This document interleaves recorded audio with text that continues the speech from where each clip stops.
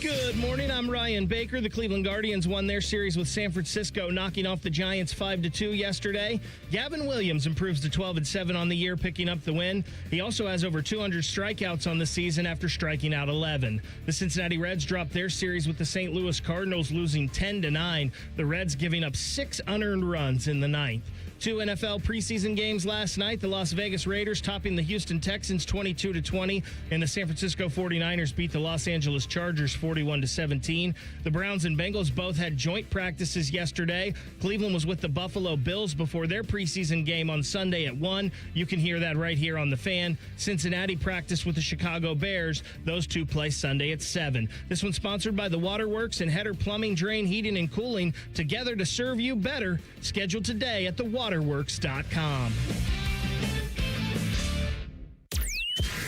Your morning just got more interesting. Distilled and barrel-picked for your listening pleasure. Bo Bishop, a local sports media legend. What William T. Sherman was to the Union Army, he is to Northern College football.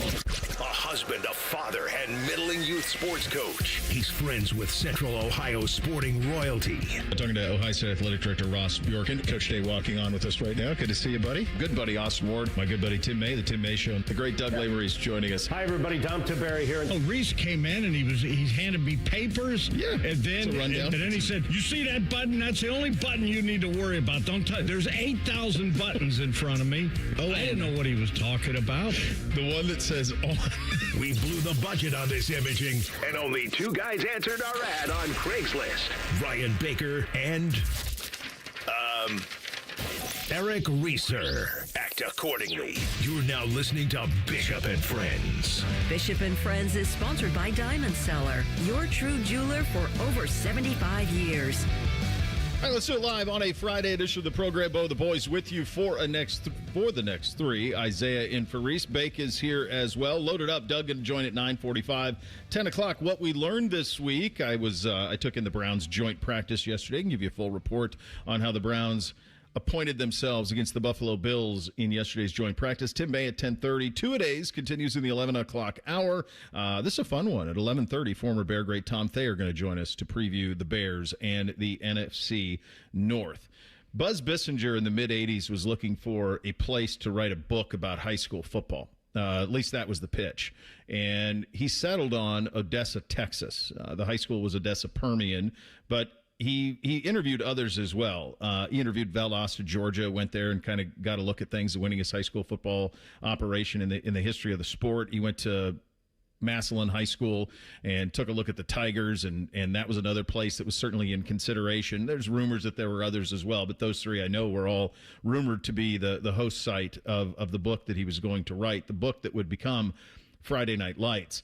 The thing about Friday Night Lights, whether it's the book, the movie, or the TV series, is that the book isn't about the nonfiction players. It's not about Mike Winchell or Boobie Miles or Gary Gaines. It's not about, on the TV series, it's not about fictional characters like Tim Riggins and Lila Garrity, although I love Buddy Garrity, obviously, or even Vince Howard or the Taylors. It's really not about that. Friday Night Lights is about community. That's what it's about. It's about community. And the book was written 40 years ago. And I would argue that while there are certainly some places in this fine state that are as football mad and as obsessed as Odessa is, or as Massillon is, or as Valdosta is, and while there might only be a handful that go to that level of obsession and community and all of it, that most places in the great state of Ohio on a football Friday night are locked in. And you can see the lights. And I would just ask you this question as you're thinking about this. In your community, list the things where 5,000 people show up.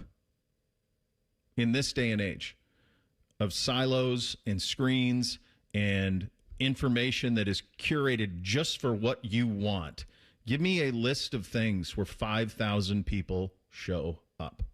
Minimum. It's a short list. It's a short list. There might be something that happens in the summer, 4th of July. Might be something that your town does if you're down in Circleville and you do the pumpkin thing. There's everybody's got little things, but the one thing that you can guarantee is that for most of Ohio tonight, your communities will be at football stadiums, and they will be there in the thousands. And while you're trying to think of a list of other things that draw that type of community together, understand it's going to be a very, very long wait. So Friday Night Lights is an epic book. It's as good an IP that has been done in the sports world in the last 40 years, and the fact that it netted a best-selling book, which is still the standard for sports books. It netted a movie that is roundly regarded as one of the best sports movies, and the television series is among the best television series of all time. It works because it's about community. That's what it's about. If you listen to Kirk Cousins this week, I don't know if you saw this interview, he was talking about, you know, some of the stuff that's happened in his college and pro career. And he gave a great line. He said, and I'm paraphrasing, nothing, you could throw a Hail Mary in the National Football League, you can win a big game in college. There is nothing for me better than a Friday night win in my town. There's nothing better. And if you played it, and if you were lucky enough to be one of the kids who got to play on Friday night, awesome. If you're one of the kids who got to play in the band on a Friday night, awesome. If you're one of the girls who is a cheerleader, awesome. If you're one of the students who take your shirts off and paint stuff on your chests and run up and down sidelines, awesome. All of it wins. High school football in Ohio is about community. That's what it's about. It's about the front porch to your school. It's about school spirit. It's about togetherness. It's about all of those things. And in an era where we are getting farther and further away from participating in things as a community, this remains. And from what I've seen, it's unchanged. Not much different. Not much different. I think I could go back 20 years, and I remember getting in Chopper 10 the first time and going up in the air, and we would get out. First trip I ever went was it was southeast. It was went down towards Athens and Lancaster and a couple of spots out that way. And we went down there, and you get up on the air, and you just see the lights in the distance. And every single one of those, you think to yourself, we'd go and land, here's 6,000 people. Go up, go over here, land, 6,000 people. And you could arbitrarily pick any one of those lights, and they would all be in the similar situation. If it doesn't get you, I can't help you, man. This is where it starts. I've said forever, I've lived in many states. There's not a state in the union that does Friday, Saturday, Sunday football better than Ohio. It started last night with some of the Thursday night games, but it starts in earnest tonight. So if you're on the fence, go. Go to a game. Feel the magic of it. I'm telling you, it's going to feel the same as the last time you were there, Bake. One of the things that I love about the high school football overtime show that Lee Cochran and I have done together since 2014 is that I get to keep up with all this, and I'm involved in all of the high school football. The thing that sucks the most is that I'm in a studio, and I don't get to go out to games. So when we're done after the regular season and the playoffs start, and I get to start going to games, one of the coolest feelings is I'm going to this school, sometimes maybe a school that I've never been to, and all of a sudden you're driving and you see this hue. And you're like, all right, I'm getting close. The stadium's right over there.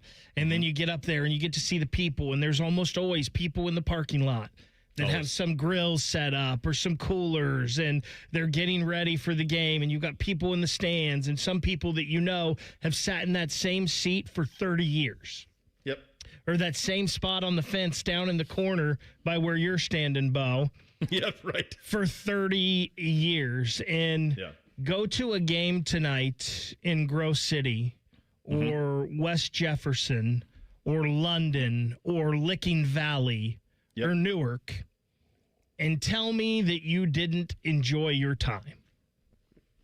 It's impossible not to. And my biggest takeaway is it's the exact same. Like, I park cars at my high school's football games because I'm a high school lacrosse coach, and that's one of our big fundraisers. And so I'm out there parking cars tonight, and it is exactly the same as when I played there years ago, when I went as a child, and when you go play on the hill, there's kids playing on the hill now that were me 20 years ago, and it's the exact same. And so many of the people that I see as I'm parking cars are the same people that watched me play 10 years ago, and we're still there 20 years ago watching my older brothers play, and it's just the community aspect. I will see 1 million people tonight that I only see at football Friday night games.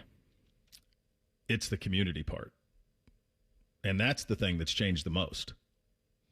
Right? We live in a world that doesn't promote that anymore. Not at all. No. I'm only interested in my thoughts and people who think like me. That's it. That's one of the beautiful things of sports in general, by the way. Whether you go to a Buckeye game, a Bengal game, a Browns game, Blue Jackets crew, whatever.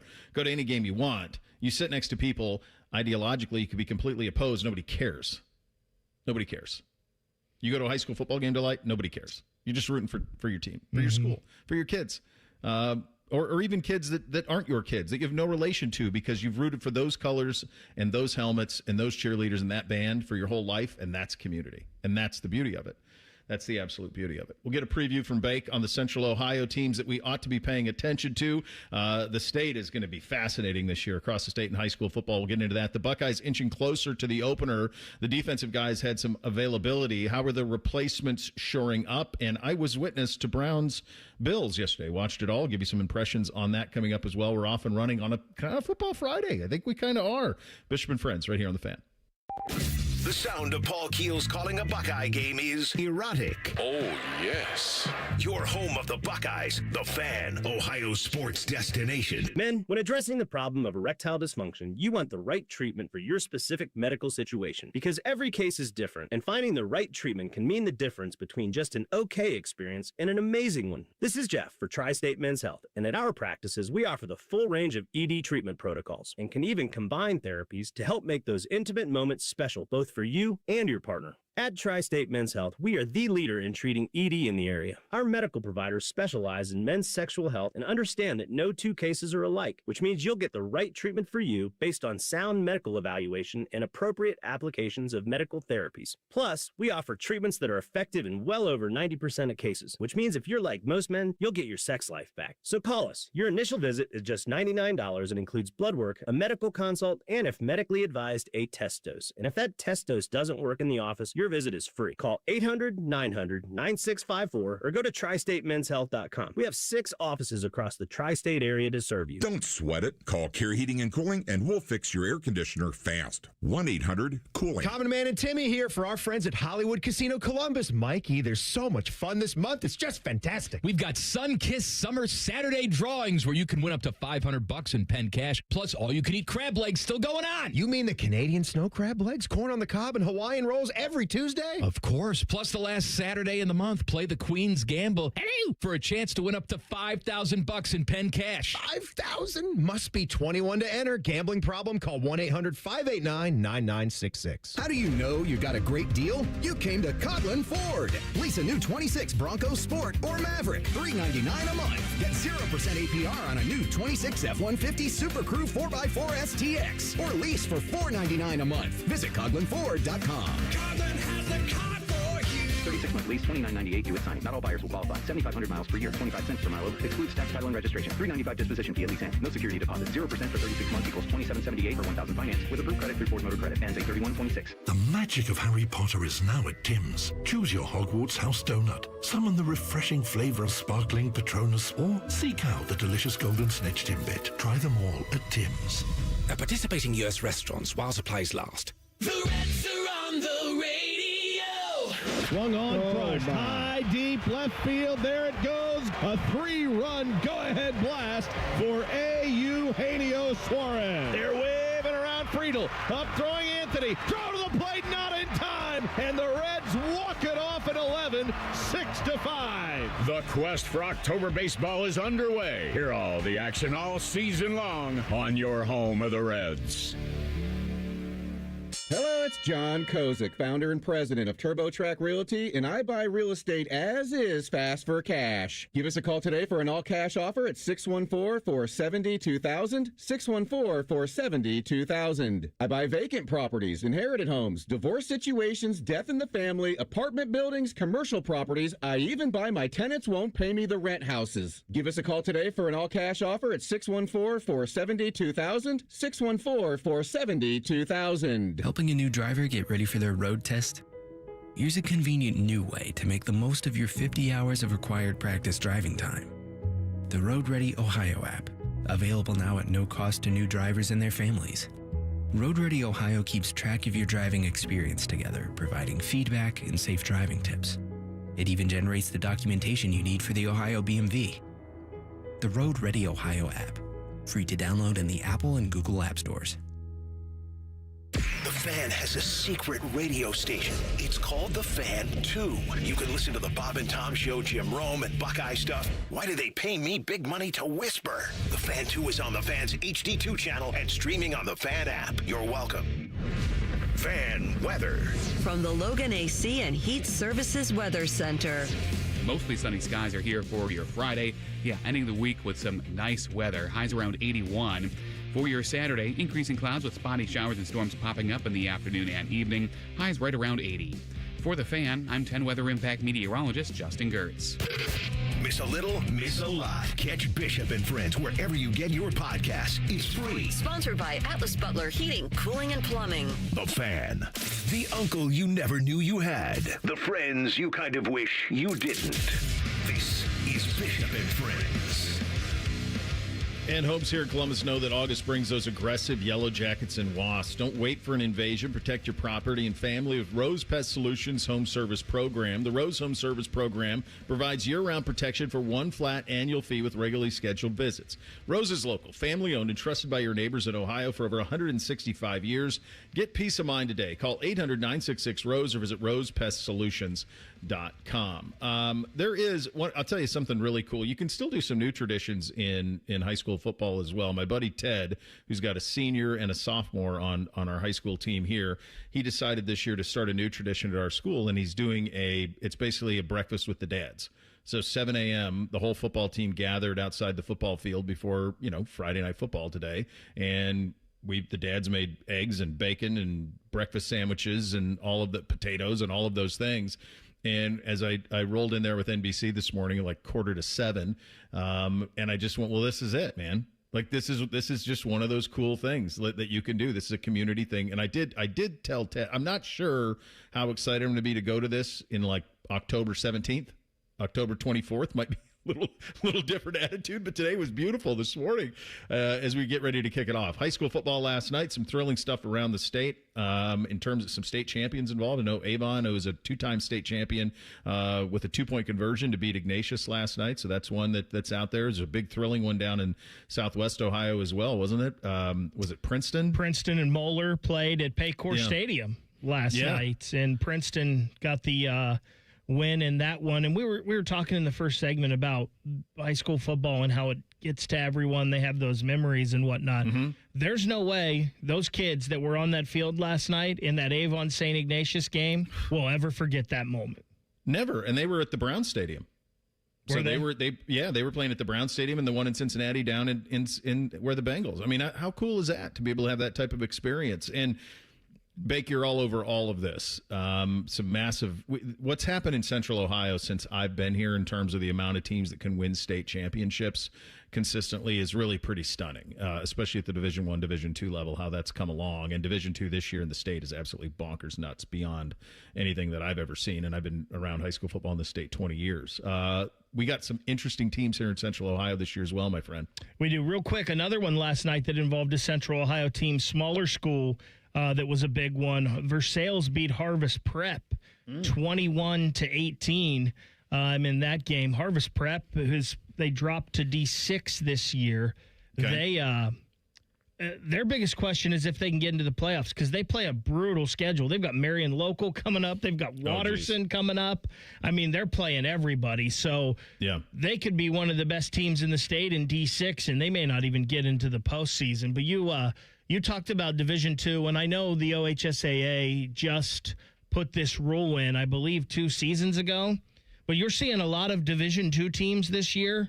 They've jumped to Division I. Yep. They've punted on trying to play. And Bobby this morning, I went on with Morning Juice this morning, Bobby kept saying, well, they want to play the best competition. That's why they're moving up.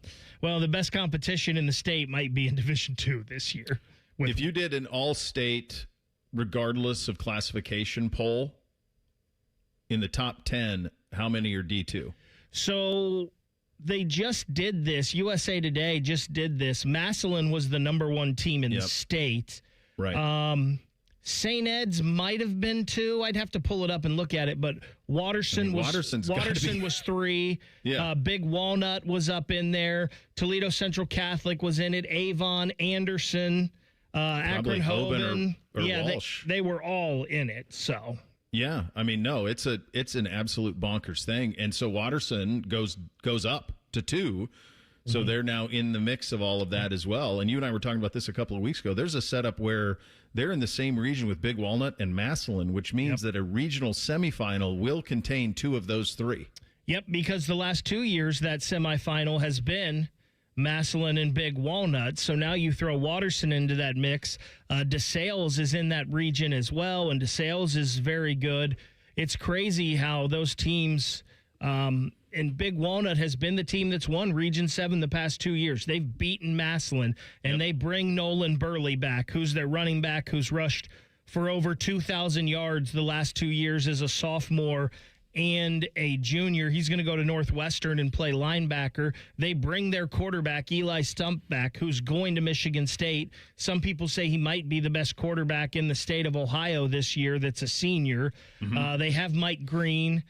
They have Thomas Minor on the defensive line, who's a junior who's getting recruited by Ohio State. Just think if Jameer Brown had stayed with that Big Walnut team, how crazy they would be. It would make that division even more nuts. Is he at Wayne? Or he's back at Huber Heights Wayne. Wayne, yeah. And he has to sit out a couple games, I saw, right, because of the transfer thing? So I saw yesterday he's been suspended for the first 2 games, and I heard it has nothing to do with the transfers. Oh, it doesn't. Yeah, it doesn't I have heard anything it's to do with totally it. something else. I guess there's going to be an announcement on what the violations were next week sometime, but he's got to sit the first 2. What in Division I Central Ohio? Who you have your eye on?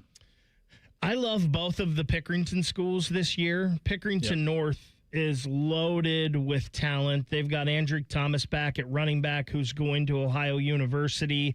They have Gio McKnight, who's a junior defensive back who has over 30 Division I offers already. They have transfer from Pickerington Central, actually, in Antonio Williams, who's a sophomore defensive lineman who already has 7 or 8 big-time D1 offers.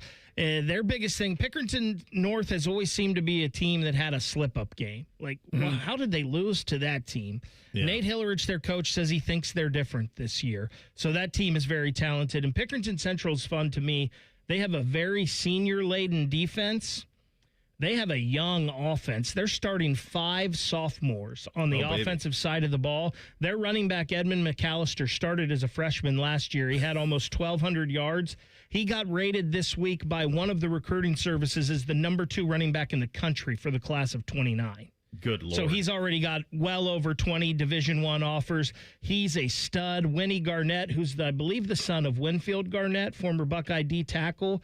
He's a sophomore quarterback. He's already 6'5", 205 pounds. Nuts. I think they're going to be fun. All they need in Pickerington is just time. But like what's happened there over the last 20 years with those 2 schools, it's just stupefying. What's happened there? It's just absolutely nuts. Yeah, they're ridiculously talented. Jay Sherritt, the longtime coach at Pickerington Central, helped build that program, and Jeff Lamonaco is keeping it going. The Olentangies are going to be fun to watch, Bo, this year because Orange loses a ton, and they won the Division I state championship last year. Liberty won it 2 years ago. I think Liberty is going to be pretty darn good with Alex Leonard at quarterback, and all of those schools have so many players. They've got like 90 players on their roster, 100 players on their roster, but they're all replacing people. You know, Olentangy Berlin, they're kind of young, but they started off slow last year, and then they won 6 in a row before they lost to Orange in the playoffs. And that's our game tonight, actually, is Olentangy Orange at Olentangy Berlin here on the Fan. So that'll be fun to see. Gahanna has a lot of really good players on their team. So Division I, that region, I guess there's some in Region 2. All of Region 3, though, is Central Ohio. That's been the state champ the last 2 years. It certainly has. Favorite high school football player from your time covering it in Central Ohio? From my time covering it, because my favorite was back when I was in school watching Andy Katzenmoyer. Big Cat. That was fun.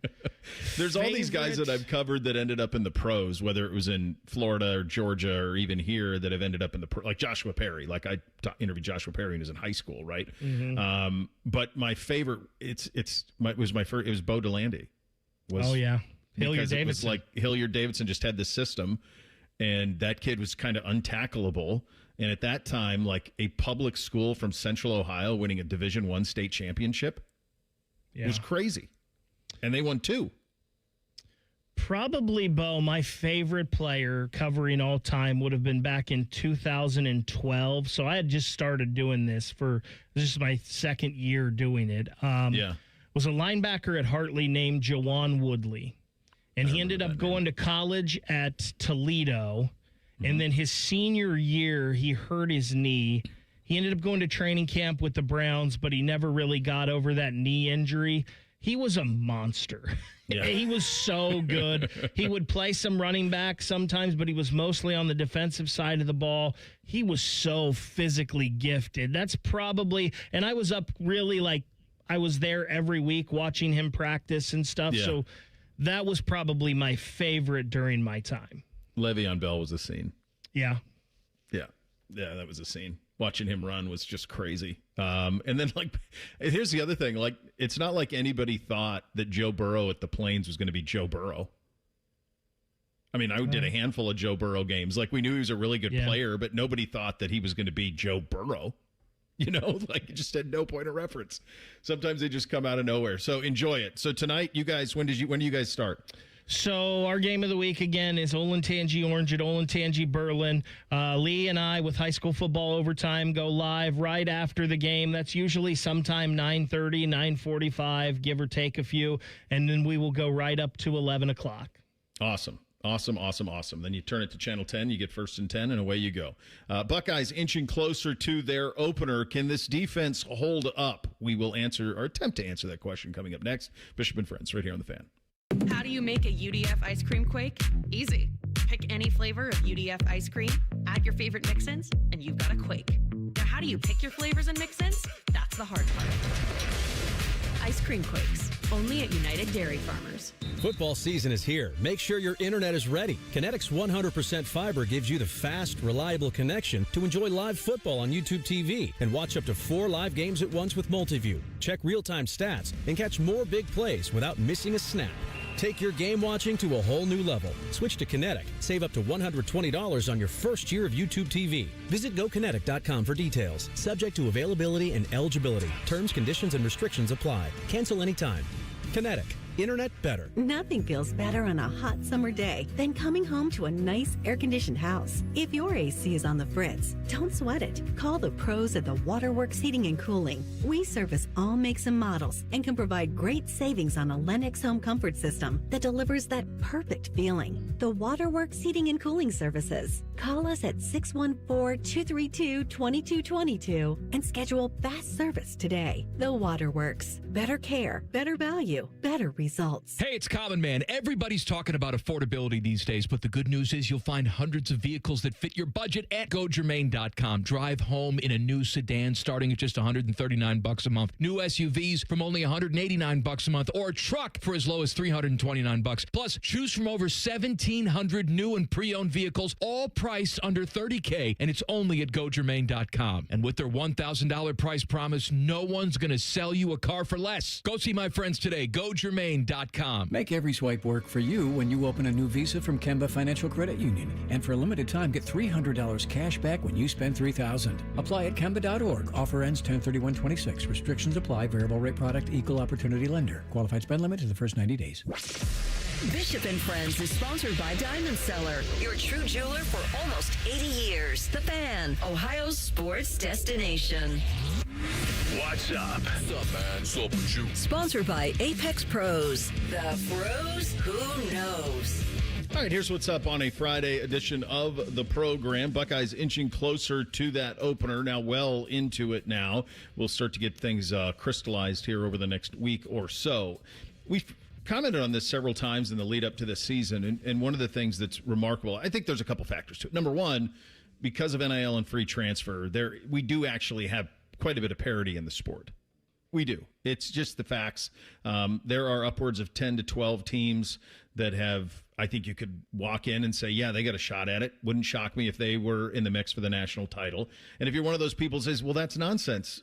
Who would have thought Indiana a year ago would be a team that would win a national title? Not very many, outside of potentially Bloomington. So it's more wide open than it's ever been. These rosters have changed more than anything we've ever seen before. And at Ohio State, you are replacing a ton of talent on the defensive side of the ball. The belief is that the offense is going to be good enough to carry it. And it sounds like the offense is coming along. I saw yesterday was the BTN day at Ohio State camp, which is always pretty valuable. And I saw some of the comments from Revson and Jake Butt about what they saw. And they mentioned Chris Henry and Brock Boyd. Those two freshmen really look like they've come along. When we were there the first 3 days, they were, again, though, they're freshmen. They were kind of deep down in the depth chart. So you didn't really get to see a whole lot of them. It was more McEwen and some of those guys at the top, but it sounds like Chris Henry's really having a hell of a camp. And so we know offensively that it's going to be elite. The question is, can you reload on a defense that was the best maybe that's ever played here, and certainly off a 2-year stretch that you could put up against anybody in terms of what they did defensively?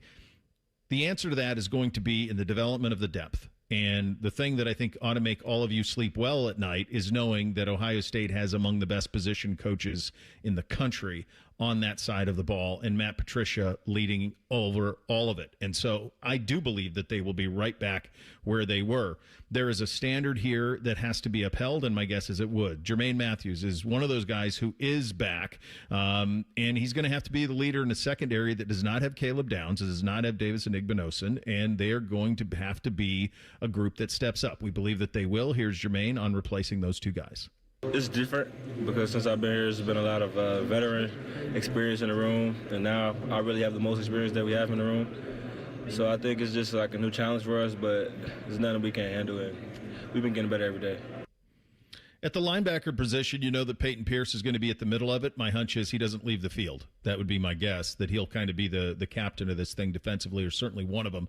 But alongside him, some new faces. They went in the portal for Christian Allegro, and then from a development standpoint, you hope Riley Pettijohn and those guys continue to come along. Let's hear from Allegro first on the standard that he is trying to live up to in that linebacker room. As soon as I got here, even before I committed, Laurinaitis and Patricia, you could kind of sense, the high standard that was here. So obviously I wasn't going to come here, with anything less than that. So I think I came in here just doing my best, and, obviously there's a very high standard to be held here, and I got to live up to that for sure. Riley Pettijohn's a guy, I remember Threes calling me before one of his Friday Night Lights games down in Texas, and he played in one of those giant castle stadiums that they have down there. And this is a guy that James loved in the process. And when I got a look at him in camp, I could not believe how big he had gotten with a year and a half of Body by Mick, but it was didn't even look like the same human. I'm sure that James's room, and I'm sure Threes is making sure that this message gets across, is, boy, how could we ever replace Sonny and Arvell? How could we do it? Who's ready for that? I'm sure they've heard that nonstop, and perhaps that creates a chip. Here's Riley Pettijohn on that chip. It's a big chip because they both went top 10 guys, so it's definitely a big chip. But I know the guys in the room can feel it, and we're gonna do our best to live up to that standard. I do think this year it's nice to not open with Texas. I would like the juice of opening with Texas, and honestly, week 1 is pretty soft college football compared to what last year's was in terms of the haymaker matchups. Like week 1 this year's pretty soft. Week 2's got some great ones, and then that's obviously Ohio State, Texas. Then week 3's got I think that's LSU Ole Miss, which is going to be, a blood feud. But I think it's nice to kind of wade into this defensively. And one of the things that really jumped out to me when we were talking to Patricia and James and a lot of the defensive guys at camp was this feeling that while the top end maybe right now isn't as good as the top end was a year ago, they really believed in their depth. And they're going to play a lot of that depth. And I do think it's noteworthy that Riley Pettijohn was one of the guys who was available, because that tells me Threes is going to play some of his depth this year. Last year, you couldn't take Arvell and Sonny off the field. It would have been silly to take either one of them off. Now I think you're going to see a rotation where a lot of these guys get some run. I think it's very interesting with Jermaine Matthews, going to him first. He talks about he's the oldest guy there now, and all those guys are gone. Yeah. And he was different yesterday. Jermaine has always been excitable, say what he wants, loud. There was a difference to Jermaine Matthews yesterday, a little more reserved, and he even said he's just really locked in on the season. So you see a lot of maturity and growth. Now, I hope he doesn't lose any of that swagger on the field that he plays with, because I think it's one of the things that makes him so great, is he believes he's just as good as anybody or better than anybody he goes up against. And you have to be that way as a corner. So I hope he hasn't lost any of that swagger, but that confidence wasn't coming across as cockiness, maybe as it could have in the past. The other thing, Riley Pettijohn, he missed the spring.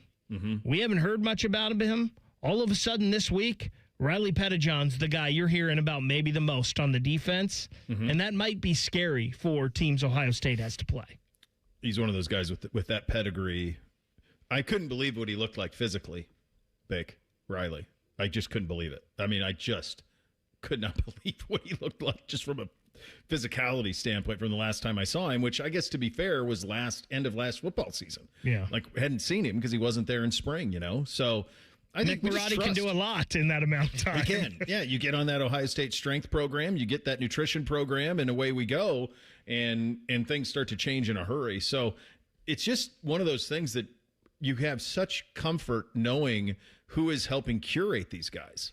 And you just have such a trust in the level of coaching that they're getting and what they do in development and what they do in recruiting, that it truly is a next man up thing. And honestly, we've been this way defensively really for most of the last 30. I mean, well, good Lord, Ohio State defense has been that way for 50 years, but it's just been a hell of a standard that they have to uphold. And it feels like they got an incredible group of coaches right now to be able to do it. So I have no questions at all that even if this defense isn't as good as it was last year right away, that they'll get there.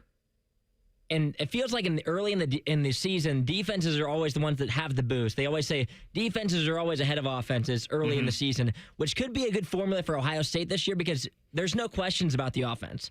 Like week 1, week 2 versus Texas, we should be expecting the offense to be performing at a pretty high level. I mean, we're bringing back 8 starters to it. You bring back Julian, Bo, Jeremiah. Like, there's plenty of experience on the offense to where I don't have any questions that we won't be able to put up points early. And then if the defense can just get a little bit of a boost against some of these offenses, like with Texas, they bring about half of their offense back. I think they have 6 returners coming back. And so there's still some things to figure out there. If our defense can hold their own and then the offense play above the level that a lot of other offenses are playing at that time, it should be a pretty good formula early in the season for these Buckeyes to figure out the defense along the way. Yeah, it should be. It sets up pretty nicely for them. I was looking at next weekend. So next weekend is your week 0 games. Yeah, that's right. Yeah, next weekend is. And it's pretty interesting, like, that there isn't, I mean, it's like Florida State, New Mexico State, Stanford, Hawaii, Virginia, NC State. I guess probably the best one's North Carolina, TCU. It's actually too bad that they didn't. This goes, I mean, my calendar thing, start next week. Do week 0 right now and get this thing going. There's no reason to wait until September to get this thing going. Like, get yourselves ahead of the NFL calendar. It's such an easy fix to be able to do that I don't understand why they haven't, but still a couple of weeks away, obviously. But that defense is going to be one that you're going to hear a lot from as this season goes along. Doug Lesmerises going to join us a little earlier than normal on the Buckeyes side of things. We'll ask him about NFL players back in college, among other things, coming up next. Bishop and Friends, right here on The Fan. If you miss a live show, you can catch the podcast. If you miss the podcast, our hosts have volunteered to have dinner with you. The Fan. Hey, what's up? It's T-Bone. Tired of snoring? Sleep Better Columbus can help with a custom mouthpiece that opens your airway and stops the snoring. No mask, no noise. Call 1-800-MORE-SLEEP or visit sleepbettercolumbus.com today. Stop snoring, sleep better, live better. Coghlan Kia of Dublin is now open, and we're offering grand opening savings at all 4 Coghlan Kia locations. Get 0% financing on select new 26 Kia Sportage and Sorrento. Pay 0 out of pocket when you lease a new 27 Seltos or 26 Sportage for $375 a month for 36 months. Get grand opening savings at Coghlan Kia. Coghlan has the car for you. With approved credit, 0% for 48 months equals $20.83 per 1,000 finance through Kia Motor Finance. Leases include 10,000 miles per year with 20 cents per mile over penalty. Excludes tax, title, and registration. No security deposit. See dealer for details and 831.26. Get your air conditioner fixed fast. Call Care Heating and Cooling. 1-800-COOLING. Every year, summer ends and the kids go back to school. This year, I'm going back too, at My Computer Career. They'll help me get the skills and certifications that can get me noticed by top employers in months, not years. Now I'm on a fast track to a high-demand IT career where the rewards can finally match my value. Visit mycomputercareer.edu and take the free career evaluation today.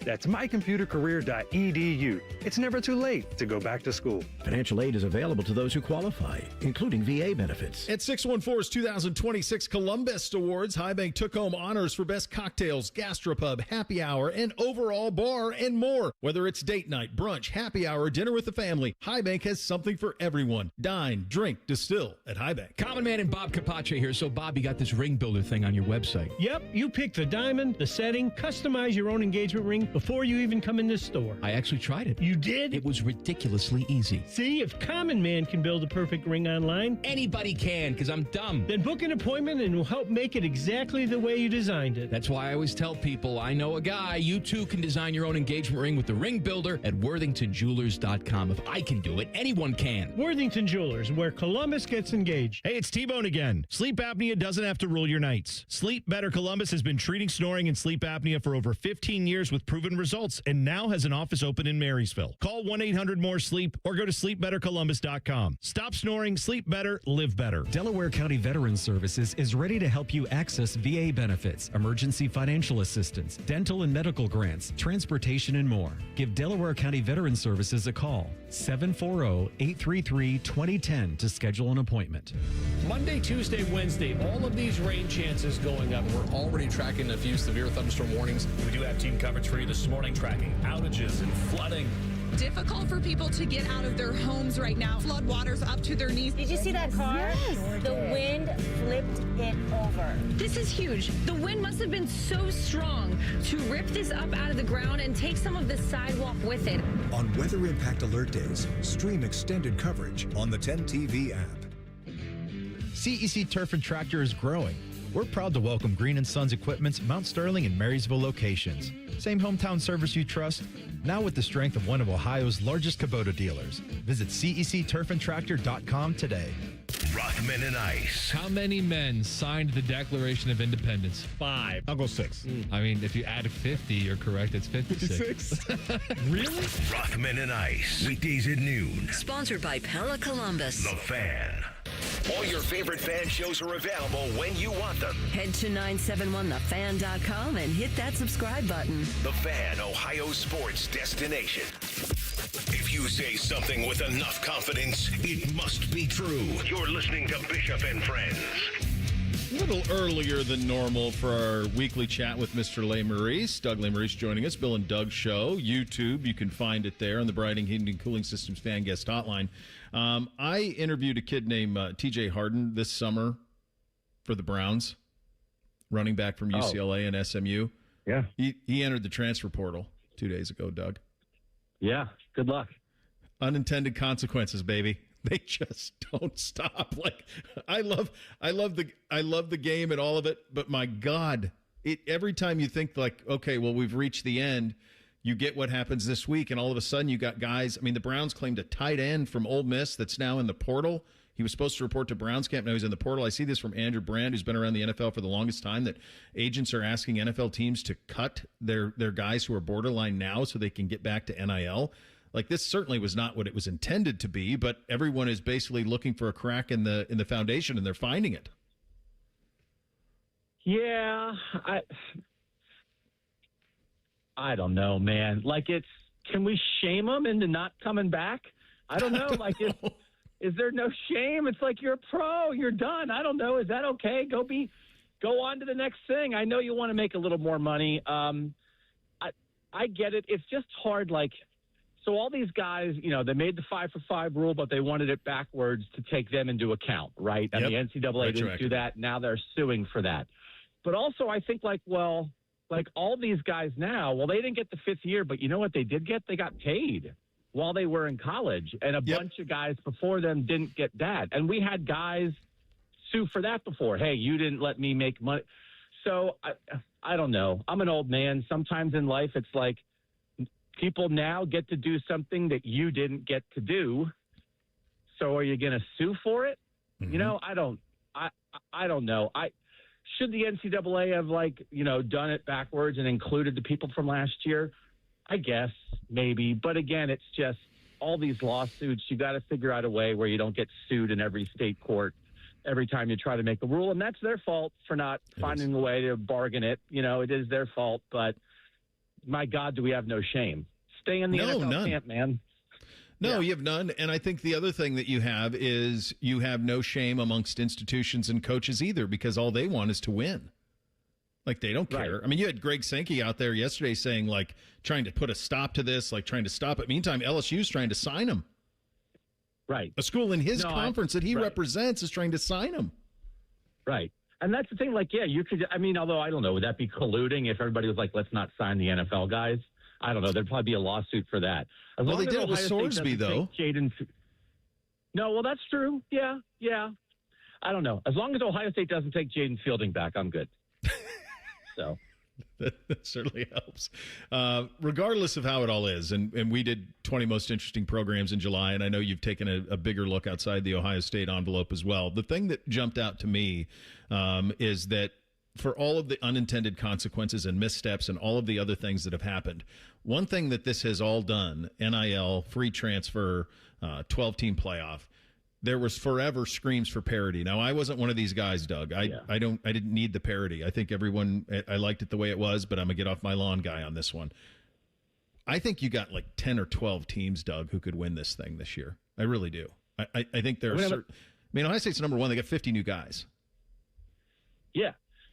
And the top group, like, there's a clear, like, top 7, right? Like, the betting odds, like, everybody knows that, right? It's Ohio State, Oregon, Indiana, Texas, Georgia, Notre Dame, Miami is that top 7. But then that next tier is interesting, right? LSU, USC, BYU, right? Yep. So that, and those teams don't feel like, as good as Ohio State is, as much as Notre Dame has back, I don't think BYU and LSU and USC say, like, well, we have no chance against those guys, right? So, like, this is, and again, like, are we taking meaning out of the regular season in some ways? I guess, but we're also adding a lot of meaning because you're going to have games in October between teams that could make the playoff, and once they get in, could make noise, and like their game in October is really going to matter about who's going to get in. So we were at that point, right, where there was the 14 playoff. Alabama, Clemson, Ohio State, and Oklahoma were taking 3 out of the 4 every year. Mm-hmm. And so, you know, here in Columbus, like, man, there's a lot to talk about, but like you could feel the rest of the sport getting tired of that. And so, and that is the thing, like, you know, there's crazy stuff to complain about. You can feel people getting ready for ball, man. Yeah. You know, like the Saturdays are going to be good. And it's just more meaning. Like, again, the game between number 14 and 21 in week 8, man, I want to watch that because it matters for more than the CarQuest Bowl. So I like it, man. Ball's good. The ball's good. The ball's really good, and this is you're in a spot now where, you know, we had the AP poll come out this week, and for the first time since 2015, when Ohio State is unanimous, there was no SEC team that got a first place vote in this thing, which is something that I know you're very happy about, but no one would have saw that coming 5-6 years ago. But quite honestly, they were left behind on all of this. And they were arrogant, and they were behind on all of it, and they're trying to play catch up now. But that's a pretty stunning thing. You go back 5 years and say, yeah, no Alabama, no Georgia, no first place votes for either one of them. Wait, what? LSU either? And I think and the idea that it coalesced around Ohio State, that nobody thought that of the SEC teams. But we were talking about this again. Like, I don't think there's an obvious team this year, but I think a lot of the voters, when you couldn't find an obvious team, they went to the program. Mm-hmm. So who's the best program right now? It's Ohio State. Yeah. Right? Like, Texas might have more talent. Oregon might have more talent. Notre Dame has more experience, right? But who's the best program? Who do you trust And Ohio State didn't get it done last year. But you still, I think, the structure, the infrastructure, the high floor, all that, you still trust the Buckeyes more than anybody out there. And Georgia hasn't won a playoff game in the last 2 seasons, right? Has Texas shown anything of really getting over the top when it matters? They lost a goofy game last year to keep them out of the playoff. You can't trust the SEC, Bo. No. So where do you go? You go to Ohio State. Yeah, and really, you did it. I mean, the teams you're most comfortable with are Ohio State, Oregon, and Notre Dame, and then probably Indiana. Just because who could ever doubt Cignetti now? You just can't. Yeah. You just assume that he will just run it back in some way and get the best out of Hoover, and away you go. Who would you have had number one? Did you do an AP poll vote? Yeah. No. I don't think they recognize the Bill and Doug Show as an official AP member at the moment. That's sad. You need to. I might have gone Indiana, and not because they're the champ, because it's everything changed. I think it's a silly way to vote, but because I'm not sure, and I do think they have a lot back. They have a great linebacker pair. They're strong on the offense and defensive lines. They still have some dudes in the secondary. I think they have 2 excellent receivers. The quarterback doesn't have to be as good as Mendoza for them to be good. They kept both coordinators. I probably would not have had Ohio State number 1. I probably would have gone Indiana 1, Notre Dame 2, and then Ohio State, Oregon, Texas, 3, 4, 5 in some order. But it's interesting, right? I mean, there's absolutely a case for Ohio State number 1. I was a little surprised between the 2 polls. I think Ohio State got 70-something total first-place votes, and the other 6 teams combined got 63. So Ohio State got more than half of the overall first-place votes, which was, again, we know Ohio State, they have a lot of great players. They also have some questions, but that's the respect that Ohio State's getting right now. And you can't argue. I mean, you can't argue with it. I just probably would have gone some slightly different. Ohio State's Berkshire Hathaway is an investment. It's not going to embarrass you. It's going to be fine. You're going to do just fine. Just put it. You'll be fine. So we have a ton of audience that listens. We have data that proves this in Northeast Ohio. Doug, I know you're going to have an availability up there. Tell the people where they can come participate. Yeah. So we just had a great trivia night in Cincinnati last night. The final stop on the Bill and Doug Show World Trivia Tour. Tuesday night, we moved it, Bo. We moved it because of the Browns preseason game. Tuesday night in Brunswick, Ohio, 8 to 10 p.m. at Panini's Bar and Grill. 2 hours of Ohio State trivia. We'd love to see some folks out there. And I have one other minor announcement, if I can pass it along. Please. The new national show, the new Big Ten show that we're doing, has soft launched. You can find it on YouTube. You can find it on your podcast feeds. It's called Northern Aggression, the podcast of Northern Aggression. We're talking Big Ten ball. We're talking national ball from a Northern perspective. We're going to be doing 3 or 4 shows a week. 1 show is up now. We're going to be dropping 4 more next week. So if people want to come find us, we're there. Still doing a ton of Ohio State. We're also now doing this. Love it. Absolutely love it. Some of the best content you're ever going to find. Thanks for your time, buddy, as always. Thanks, brother. I'll talk to you soon. All right, BillandDougShow.com is where you find it. And then this Tuesday, for you Northeast Ohio folks who listen down here in Brunswick at Panini's on the 25th for Ohio State Trivia Night for Bill and Doug. What we learned this week, quite a bit. We'll get to that coming up next in the second hour. Bishop and Friends right here on The Fan. We know everything about you. We know you love the Buckeyes. We know you love the Jackets. We know you're wearing a red shirt. I just freaked the hell out of someone. The Fan. Hey, it's AR and Maddie here for McDaniel GM Superstore. Maddie, our listeners need more than a regular truck. They need extra muscle. They've got exactly what you need at the McDaniel GM Superstore. Right now, the 26 Silverado 2500 HD is up to $8,000 off MSRP. $8,000 off? That's a serious deal. You're darn right. Terms and conditions apply for qualified buyers. Get to McDaniel GM Superstore just north on 23 off Route 95 in Marion, or visit McDanielGMSuperstore.com. Chevrolet, together, let's drive. With Bet365 early payout, you win even if they lose. Get paid out instantly when your team goes up big, even if they blow the lead later. Bet365. Winning is everything. Gambling problem? Call 1-800-MY-RESET. 21 plus only. Must be physically located in Ohio. Get ECO. Hey, Jerry, remember when you invented that tiny bit of paper at the start of a new roll of sticky tape that helps you find the end? Ah, yes. The Jerry tab. Too bad the name never caught on. but it makes the thing you already paid for more useful. And makes your life more enjoyable. So I thought we could make people's lives more enjoyable when they call us to do plumbing work on their home. Get Eco. ECO. If you get Eco to replace your water heater, our helpful plumbers will do up to $500 worth of additional plumbing work for free while we're there. The job's too little to call a plumber for, but you really want a plumber to fix. Get Eco. ECO. And if you need something bigger done, we'll give you $500 off the cost of that. Wait, we could put a Jerry tab at the beginning of every toilet paper roll. I could be famous after all. Get Eco. ECO. Eco plumbers, electricians, and HVAC technicians. Home of the Jerry tab. GetEco.com. Hi, I'm Patty, founder of Awesome Tex. I started with a big idea to give old clothes a new life by turning them into recycled fibers and threads. Everyone told me that this was going to be impossible, but Chase for Business believed in me. They gave me a lot of guidance from the beginning. Get financial guidance from bankers in the Columbus community and convenient digital tools all in one place. Learn more at chaseforbusiness.com. Make more of what's yours. Real customers compensated. JP Morgan Chase Bank, N.A. member FDIC. The magic of Harry Potter is now at Tim's. Choose your Hogwarts house donut. Summon the refreshing flavor of sparkling Patronus, or seek out the delicious golden snitch Timbit. Try them all at Tim's. At participating U.S. restaurants while supplies last. Whoa, what's all this? These screens, the food? All for the game, bro. Dude, let us pitch in. No need. I've got it all covered. With T-Mobile, I'm saving $1,000 bundling my wireless and internet. No way. Really? Yep, and the price of my plan won't change for 5 years. Wow, I'm definitely switching to T-Mobile. Goal!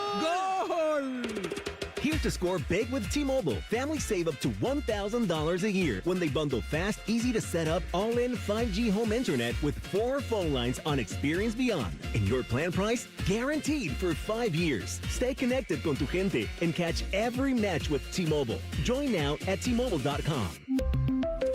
Price guarantee on talk, text, and 5G data. Exclusions like taxes and fees apply. Savings based on third line free via monthly bill credits. Internet discount with $15 in monthly bill credits and auto-pay discount. Qualifying credit required. Credits may take up to 2 bill cycles and will stop if you cancel any lines or change plans. Say goodbye to car care headaches with Carvenience from Hinderer Motor Company. This is Justin Hinderer. For only $49, we'll pick up your vehicle, leave you with a rental, and return it fully serviced and spotless. No more juggling your schedule or wasting hours at the shop. Carvenience lets you focus on what matters while we take care of all the rest, making life easier. Schedule your service today at HindererMotorCompany.com. Making ends meet matters for Ohio families. Congressman Mike Carey is working to help you keep more of what you earn and get the benefits you deserve. Mike Carey supported the Social Security Fairness Act, helping ensure public servants like teachers, firefighters, and police officers receive the full benefits they've earned. And Mike Carey is working to deliver tax relief for more Ohioans. Congressman Carey backed historic tax cuts for working families and seniors. That plan eliminated taxes on tips and overtime, expanded the child tax credit, and provided thousands in tax relief for Ohio seniors. Because whether you're working, raising a family, or planning for retirement, every dollar matters. Visit carey.house.gov to learn more or get help accessing benefits or dealing with a federal agency. Congressman Carey's office is here to help and fighting to help your family keep more of what you earn. Paid for with official funds from the office of Congressman Mike Carey. Broadcasting live from the McDaniel GM Superstore Studios, driving excellence since 1916. Chevrolet. Together, let's drive. WBNS HD1 Columbus. Good morning. I'm Ryan Baker. Gavin Williams improved to 12-7 on the year, and the Cleveland Guardians won their series with San Francisco. They knock off the Giants 5-2. Williams now has 201 strikeouts on the season after striking out 11. You can't make it up for the Cincinnati Reds. They give up 6 unearned runs in the ninth, and they drop their series with the St. Louis Cardinals, losing 10-9. The Browns and Bengals both had joint practices yesterday. Cleveland was with the Buffalo Bills before their preseason game. this Sunday at 1. Of course, you can hear that right here on The Fan. Cincinnati practice with the Chicago Bears. Those two play Sunday at 7. Columbus Blue Jackets announced that goaltender Elvis Merzlikins is out after undergoing shoulder surgery. This one's sponsored by BMI Federal Credit Union. Open a savings account for the youth in your life with just $5 at BMI, and they'll put $100 into a youth certificate. Our top men are working on everything except this show. This is Bishop and Friends. All right, second hour on a Friday edition of the program. Browns and Bengals joint practices yesterday. You'll hear from Todd Monken, Joe Burrow on that. Tim May coming up in 28 minutes from now. Two-a-days coming up in the next hour, which means what we learned this week comes up right now. We're not trying to do too much around here, but over the course of 5 days, you might have gleaned some stuff. Bishop and Friends present What We've Learned This Week. So I had a really cool thing happen yesterday. I'll do the Brown side of this coming up in 14 minutes. And they appointed themselves very well. Very well. They didn't get run off the field by the Bills, nothing like that. They definitely hung with a team that a lot of people think can win the Super Bowl this year. And a reason that a lot of people think that team can win the Super Bowl is because 17. So I was thinking about this. I think I mentioned this yesterday, Bake, on the show. The last time I remember seeing like a quarterback of Hall of Fame talent practice was Carson Palmer. And it was in Georgetown, Kentucky is where that was, where that Bengals camp was. And I remember watching Carson Palmer, and every throw was on the screws, like never hit the ground, 7-on-7, no matter what it did. It was all perfect, in stride, everything hit. Yesterday I got to watch Josh Allen do that. And it's a scene, man. When you watch a master at their craft operate at that level, that close in a practice. It's one thing in a game. Like you go to NFL games, you see that level, and okay, fine. But in practice, when you're watching them take rep after rep after rep and seeing passes that defy logic, that they get to places that they do. He had a play yesterday in the 11-on-11 where in the team portion where he had the slant. I can't remember who the receiver was on it, but he had the slant, and he kind of cocked it because the Browns linebacker shifted into that zone. They kind of dropped into a cover 2, and the linebacker shifted over, and it was one of those ones where he kind of read it, and he kind of half pump faked the quick slant. He waited for the receiver to clear, and then he put it right by the Browns linebacker's ear, like that. Just right by, and I just went, well, okay. That's when you have that's just there's just a level, even amongst greats. When you see a gold jacket, first ballot Hall of Fame MVP level quarterback operate, even among elite athletes, it's just different. And it was really cool to get to see Allen kind of operate yesterday. It's one of my favorite things you say sometimes, Bo, and you almost said it there when talking about Allen, where you're like, oh, that's different. Mm-hmm. And there's sometimes you just see certain things. Mm-hmm. Like I remember the first time I went out to a DeSales practice and saw RJ Day as a freshman. Mm-hmm. It's like, oh, that's different than most high school quarterbacks. And it wasn't that his arm was better or he was more physically imposing. He just did everything technically right that a quarterback should. And you're like, oh, well, he's grown up around Ryan. Of course, that's going to be different. Even the practice reps, even something where you're not going to throw the ball. Every motion was intentional and everything meant something. And you just see it sometimes, whether it be somebody's speed or their arm strength or their size or their physical strength. It's just like, oh, that's next level. Yeah, it is. You know it when you see it. It's hard to describe it. It's really cool as my boys have gotten older. When I saw it a lot in basketball because I coached them all in basketball, and I would see a kid that you could identify. I remember NBC played on an AAU team a couple of years ago that had a kid on it that has already played for Real Madrid. He's already played professionally for Real Madrid like that, and he's going to be like the Darren Peterson kid. And I remember seeing him in like 4th grade. And it was one of those where that's different. That's going to track. If that kid gets height, everything else is there. The bounce is there. The length is there. The feel, all of it. You can just see it. And it's one of the things that's cool as we get back into high school sports, and a lot of it's already started. Football started last night, starts in earnest tonight. You can see it. And then to see it, it's one thing, though, to see it in that scenario where you're talking about 4th and 5th graders, it's another thing to say there's 32 NFL teams. These guys are all the very best of the best, and even there's an elevated level of that's even beyond. He's playing the hardest position, making it look easy. Like the ease of a 15, 20-yard pass that for a lot of teams would be like, oh, that was a big play. And for Josh Allen, it's like that is a typical 1st and 10. There wasn't a single time yesterday, and I thought the Browns defense didn't have Carson Schlesinger, didn't have Malik Collins. Mike Hall was running with the twos. Tyson Campbell wasn't always in there at corner. So, it wasn't complete, but I didn't think there was anything that he did yesterday that he did not have the answers to the test to. No matter what they threw at him, looks-wise, whatever, answered. There was only one time I remember the ball hitting the ground from him off the top of my head, and it was kind of a wheel route from, I want to say it was James Cook. I think it was. Kind of a wheel route from him out of the backfield. And it was kind of a throwback where he's throwing back across the grain, and he overshot it. But he also put it the only place where it was not in harm's way, where only his guy was going to get it. That was the only guy, or no one. And that was the only time I remember the ball hitting the ground. He was just that good. And it's one of those things, it's a crazy sliding doors moment with him, because if the Browns take him at 1, does he become this? Who knows? But it's not even, that's Hugh Jackson and all of that. That was such a mess. It's hard to know, if he could have survived that. But a lot of the reason people didn't take him that high is because there was fear that he wasn't accurate. And it was coming on the heels of Jake Locker. You remember him, the Washington quarterback who Tennessee took really high. And he was like a 50% college passer. And they're like, well, we can get him there. Well, they couldn't. They didn't get him there. Allen did one of the things that nobody does. He became accurate.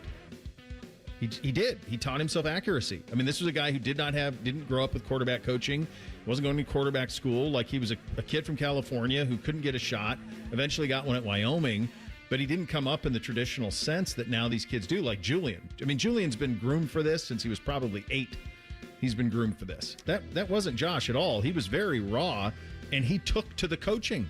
A lot of guys won't take to the coaching. He took to the coaching and mechanically got to the point where he's elite now. And it's crazy, Bo, because you talk about this all the time. We see these athletes at such an early age anymore, and they're getting coverage like David Gabriel George's and Peyton Manning's son are on TV last night on ESPN. And it's almost like, how did people miss all along the way on this guy? And it happens quite a bit. But like Josh Allen, the physical tools were always there. Always. How did he end up slipping through the cracks and going to Wyoming? And then the Browns weren't the only team that passed on him in the NFL draft that year. I think I have it off the top of my head. So the Browns picked one and they went Bake. And Bake wasn't a bust. He's not a bust. He's a very solid NFL quarterback. He's not Josh Allen. He's not Lamar Jackson, but he's not a bust. Sam Darnold goes 2. Also not a bust.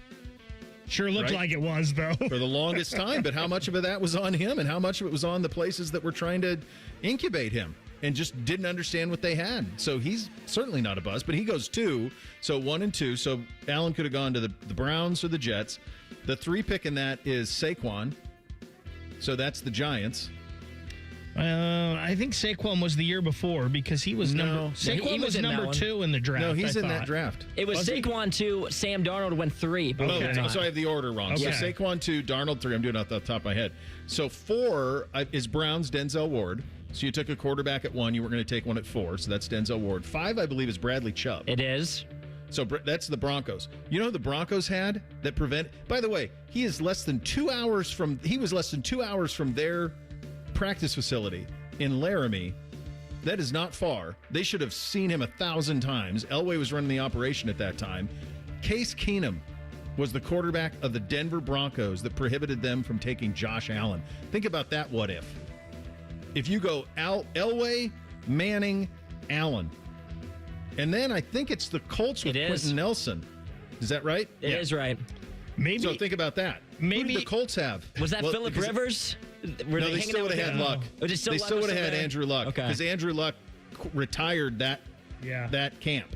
Oh, so that's why they didn't take him. Maybe the Broncos were gun shy on tall, big-armed quarterbacks after Brock Osweiler and Paxton Lynch. Could have been, but my gosh, that was kind of like I always used to say that about Thad, how they missed on on Trey Burke. Like, if anybody was going to know how good Trey Burke was, it should have been Ohio State. And that's what I always say about Josh. It's like, if anyone was going to know how good he was, it should have been Denver. It was right up the road. I mean, it's just straight north. It's nothing. So, yeah, but it was cool to see him operate. And by the way, and we'll get into this coming up next, the Browns operated pretty well offensively. The thing I was most curious about, other than the quarterbacks, I'll give you my full review of that, but was also the offensive line. We'll get into that and what we saw there coming up next. Bishop and Friends right here on The Fan. We have so many local shows, I can't fit them in a 10-second promo. So let's just say we're live and local all damn day. The Fan. Kick off your savings when you buy or refinance your home with a Miller Lending no closing cost mortgage. Closing costs aren't mandatory, so don't fumble away your opportunity to save money. 8779 no cost. That's 8779 no cost.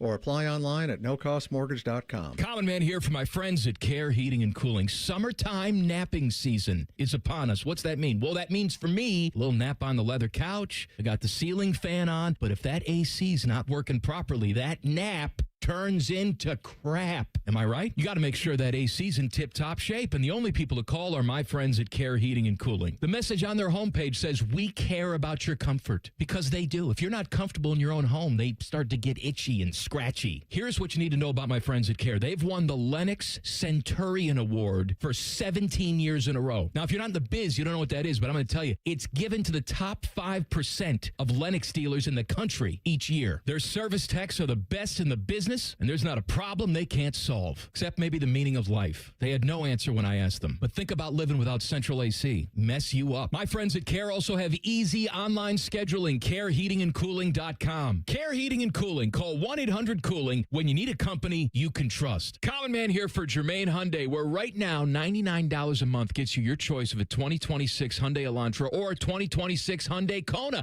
A brand new Hyundai for just $99 a month. And only at Germain, get free gas for 3 months. And with Germain's $1,000 price promise, no one will sell you a Hyundai for less. Find your $99 Hyundai today at GermainHyundai.com. With approved credit, Elantra $44.95 down, Kona $39.95 down, plus tax, title, first month's payment, 7,500 miles per year, ends 8/31.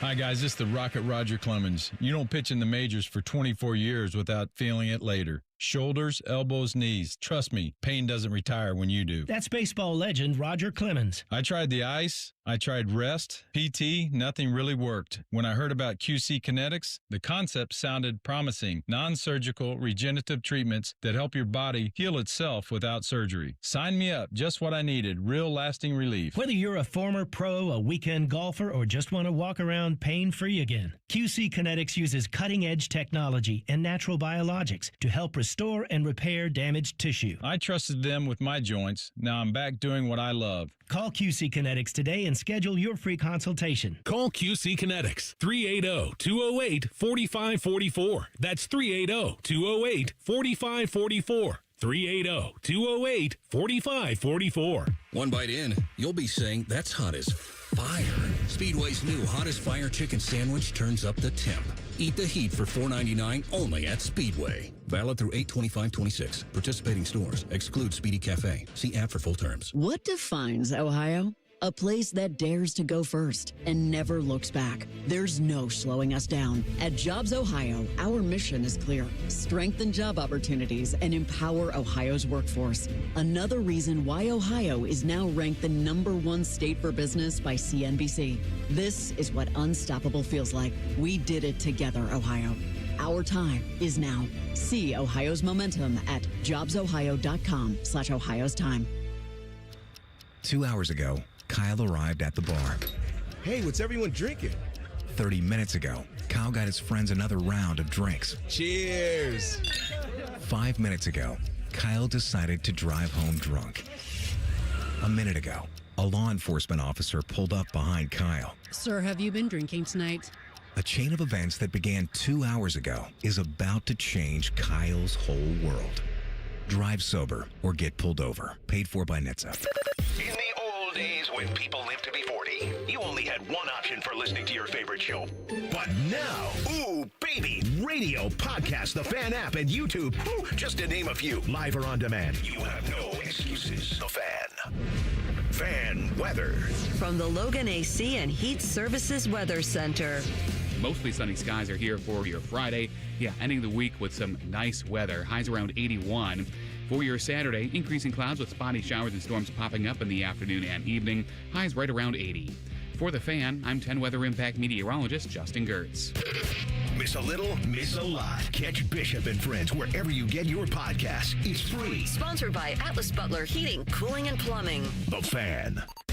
The show that understands the importance of a situational beverage. You're listening to Bishop and Friends. Indeed you are. As always, we are proudly brought to you and sponsored by our great friends at Diamond Cellar, your true jeweler for nearly 80 years. Joint practices yesterday down in Cincinnati and up in Cleveland. Let's start with the Browns. This was fun. A lot of juice to it. I thought both teams competed really hard, really fairly. Never really got out of control. A little bit here and there, but nothing really. Just kind of what you'd expect. Looked like two teams that were getting used to, finally excited to hit each other. Todd Monken was available post-practice yesterday and had some thoughts on the joint practice. God, was that a lot of fun. Holy was that fun to compete against someone else. Their guys, our guys, got a lot of respect for the Bills. It got a little edgy, but not over the top. And that's exactly what you're looking for. Guys want to compete, right? Got a lot of pride in the way they perform. And I thought our guys, I can only speak to one side, obviously the field I was on, but it was awesome. And commend the Bills and our guys for, like I said, taking it to the line, but not going over the line. Here's Todd. He was on the offensive side, obviously calling all of the plays. Defensive side, I talked about a little bit of that with Allen, but here was Todd Monken on his offense's performance yesterday against the Bills. It was fine. Do you like to turn it over in the red zone? No. Do you like to miss an open touchdown? No. But again, we got a lot of good work going against someone different looks, right? So that was really good. I'll have to look at the film. The one thing I would say, maybe it was just me, it didn't look like we were out of place. It looked like we belonged. That's all we wanted to see, right? Do we belong? Does our first 11 give us a chance to move the ball and score? And I felt that way today.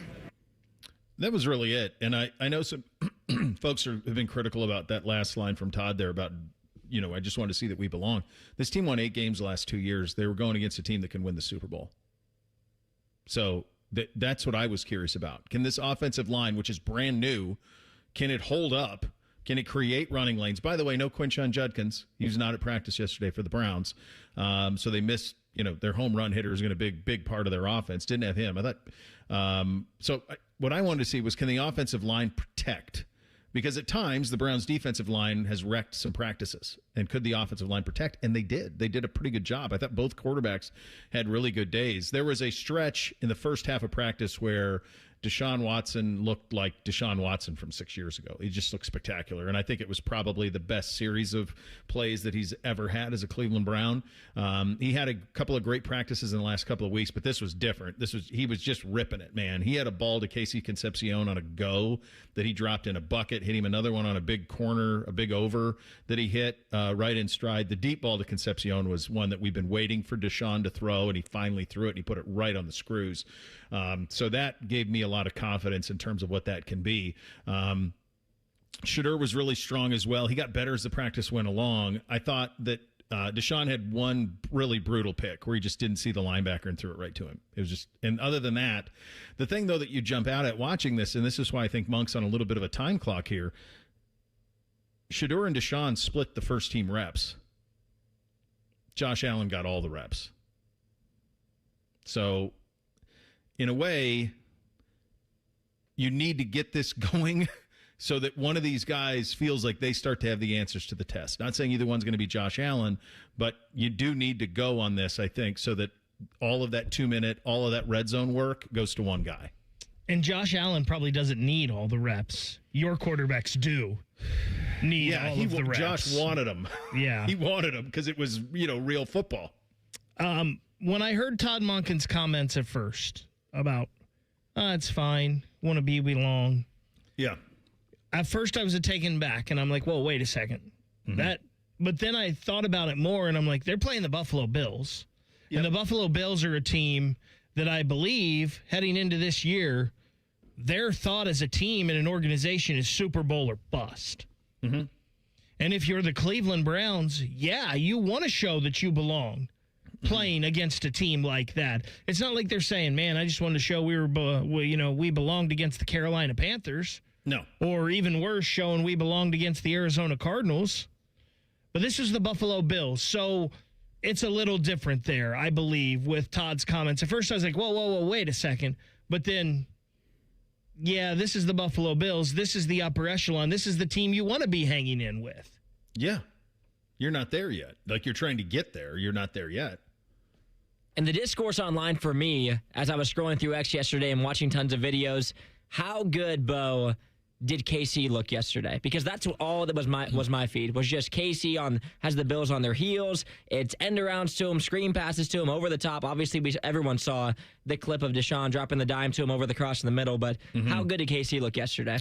So he's blown up the last 2 weeks. Denzel Boston was probably the story of the first 2 weeks of camp, and then KC has blown up the last 2 weeks. His ability to get separation at the snap is elite. So they run him in a lot of different ways. He's one of those guys who you run a tunnel screen with, and he can go to the barn with it, but he can get separation anytime he wants. He gets separation off the line of scrimmage anytime he wants. That's what I'm saying. Like, I don't know necessarily that the Browns are going to win the AFC North, but I do think if you're a Browns fan out there, this is going to be a really fun team to watch. And it's also a place that hopefully one of these two quarterbacks ends up being the dude. But if one of them isn't, it is going to be a place, or if neither one of them is, it is going to be a place where you paratroop a quarterback into it next year, a la Minnesota, a la Seattle. You drop a quarterback into it, and you've got all sorts of things to work with. I mean, Spencer Fano was incredible at left tackle yesterday. Like, just incredible. Yeah, like, I heard people raving. He looks every bit like the franchise left tackle you want somebody to be. And he's got the makeup of him where his give a damn is off the charts. So they maybe didn't have that with Jedrick Wills. They had it with Spencer Fano. He has the talent and then the give a damn to be great, like really wants to be. I think the offensive line with Fano leading, it's going to be a big part of it. And then you got a stud in Judkins. And now you have really 4 really good wide receivers, and their tight ends aren't even really fully formed. Like, Harold Fannin hasn't yet really taken off in practice, the way a little bit of a slow start. He was banged up. But with Boston, Concepcion, and then Bond and Judy, you have 4 legit, and then Wallace is going to make this team too. So, I mean, you have 4 legit weapons in the passing game that they haven't had probably since Odell and Jarvis and all of that situation. They haven't anything like that. Concepcion, there's a little Steve Smith to him. You know what I mean? Like, that's kind of... I like that. Yeah. He's got kind of that. Like, he's got that explosiveness to him. It was really cool to see. And I thought really the big takeaway for me was just that the Browns' offensive line was fine. They were fine. They were creating holes. They were protecting the quarterbacks. I think both quarterbacks had moments. I thought Deshaun's highs were higher. But he just had the one miss, and it was a bad read. He just threw it right to the linebacker. But other than that, he really was ripping it. So, and I think Todd afterwards said the starters probably aren't going to play Saturday against the Bills. He said now some of the young guys might get in there. That not great for Shedeur, and I would think this QB competition is pretty much over. Like, we don't need to keep this going. I don't think I'm with you, but yesterday he split the reps between both of them right down the middle. I mean, it was even. It was Shedeur and Deshaun split even. So I'm not sure exactly. And this was supposed to be a Deshaun day. I mean, Thursday was a Deshaun day, so he kind of went off the script on that and he split them even. So it sounds like he's going to play Shedeur for the entire first half on Saturday, and then still play Watson in the third quarter. And then from that point, I'm interested. He did have some interest. I'm curious how they manage all of this, because they have Taylor Green too, who I know Todd likes a lot. And then he threw a touchdown yesterday, which we haven't seen him do much, but he's got a big arm and he's 6'5" and runs 4.3. So like there's some toolsy stuff with him that I would like to see maybe get developed a little bit. I think there's a potential for that just as a weapon. But yeah, I think by and large, whether they win 7 games or 6 or 10 or whatever, I think it's going to be more fun than it was last year. Like, I know that it's going to be more fun because they have weaponry. Defensively, it's so hard because Carson Schlesinger hasn't been there at all. I mean, he's missed 4 weeks of camp now, hasn't really done anything. everything that I'm hearing is that it's nothing serious, that they're just doing it out of an abundance of caution. But I do think at some point he needs to start practicing. Tyson Campbell's been kind of hit or miss here or there, and then a lot of their defensive tackles, Malik Collins hasn't participated yet at all. They did get Mike Hall back yesterday in the middle of their defensive line, so obviously he's a game wrecker when he's locked in. He's about as good as it gets. So, we'll see. I think it's going to be a very interesting to see like the timeline on when Todd does this. And I mean, he's been around these guys for 6 months. Like he knows. I'm sure he knows. There's no way he's completely undecided. You're just taking the good versus the other versus the bad versus the other, and which one do we think is his best chance to win? So, is it Sunday? Is it Monday? At some point, it does have to happen. Like we've seen a lot. We're 4 weeks of camp. We're 6 months of being around him. Like it's time to get him. And it was alarming. It was so noticeable yesterday because Josh Allen got, I would say, probably 40 reps himself, and the Browns reps were split. So somebody's missing out. And that's something that I think Todd wants to get remedied as quick as possible. My hunch is by the time they practice next week, it'll be all sorted out. Tim May in 2 minutes, Bishop and Friends, right here on The Fan. Common Man here for Universal Windows Direct. Fall is around the corner, so if replacing your windows has been sitting on your to-do list, now's the time to get it done, cross it off for good. Call my guys at Universal Windows Direct. Buy 4 windows, you get 4 free, plus 48 months of 0% interest financing, same as cash. And, of course, they back everything up with their lifetime warranty. Call now for a free home estimate, 614-502-5220, universalwindowsdirect.com. Like me will be saying, I love my windows. Hey, it's Bobby Carpenter. Football season is here, and Germain Toyota of Columbus is kicking off a deal that's too tough to beat. Now, through August 31st, 0% financing for 48 months on all 2026 Toyota Tundras and Tacomas. From hauling your tailgate gear to tackling your daily drive, the Tundra and Tacoma are ready for game day and beyond. 0% for 48 months on all 2026 Tundras and Tacomas through August 31st. I can't say it enough. Score yours today at Germain Toyota of Columbus at I-70 and Bryce Road. With approved credit, see dealer for complete details. I'm John Morgan of Morgan & Morgan. One question I'm always asked is, how did you become the largest injury firm in the world with over 1,000 attorneys and $25 billion in verdicts and settlements? One way was our financial strength. Medical malpractice is the third leading cause of death in America. To prosecute a typical case costs up to $250,000 in case costs. We advanced them all. Product liability cases can have similar costs with an army of lawyers on the other side. Automobile insurance companies have the resources to fight. Guess what? So do we. Many law firms simply may not have the financial firepower to work up your case the way you deserve. And we don't charge by the hour. No recovery, no fee. If you have a question about your case or wish to become a client, go to forthepeople.com on your mobile device or computer 24/7. It's that easy. Morgan & Morgan. Injured? Dial pound law. Morgan & Morgan, Ohio office located at 600 Vine Street, Cincinnati. Prior results do not guarantee a similar outcome. Bishop and Friends is sponsored by Diamond Seller, your true jeweler for almost 80 years. The Fan, Ohio's sports destination. The best hair on the air. You're listening to Bishop and Friends. Friday at 10:30, we talked to our good buddy Tim May, the Tim May Show on Fan Stream Sports on the Brian Heating Cooling Systems Fan Guest Hotline. Did you ever cover high school football coming up as a journalist? Oh, hell yeah. The first football game I ever covered in my life for a newspaper was Lufkin News, was Diboll versus Groveton in Texas. And then I started covering Lufkin the next year because I became the sports editor of the paper at the age of 19. But yeah, and my lead was the Groveton Indians massacred the Diboll Lumberjacks 35-0 last night. And my mom, awesome. bless her heart, who loved me so much, she goes, Tim, I'm really proud of you, but don't you think that your first paragraph was a little harsh? So, and I thought it was genius, you know. Hey, that was back in the day, if you remember correctly. Back when you do. Anyway, and I just, when you first start out, cliche is the name of the game, baby.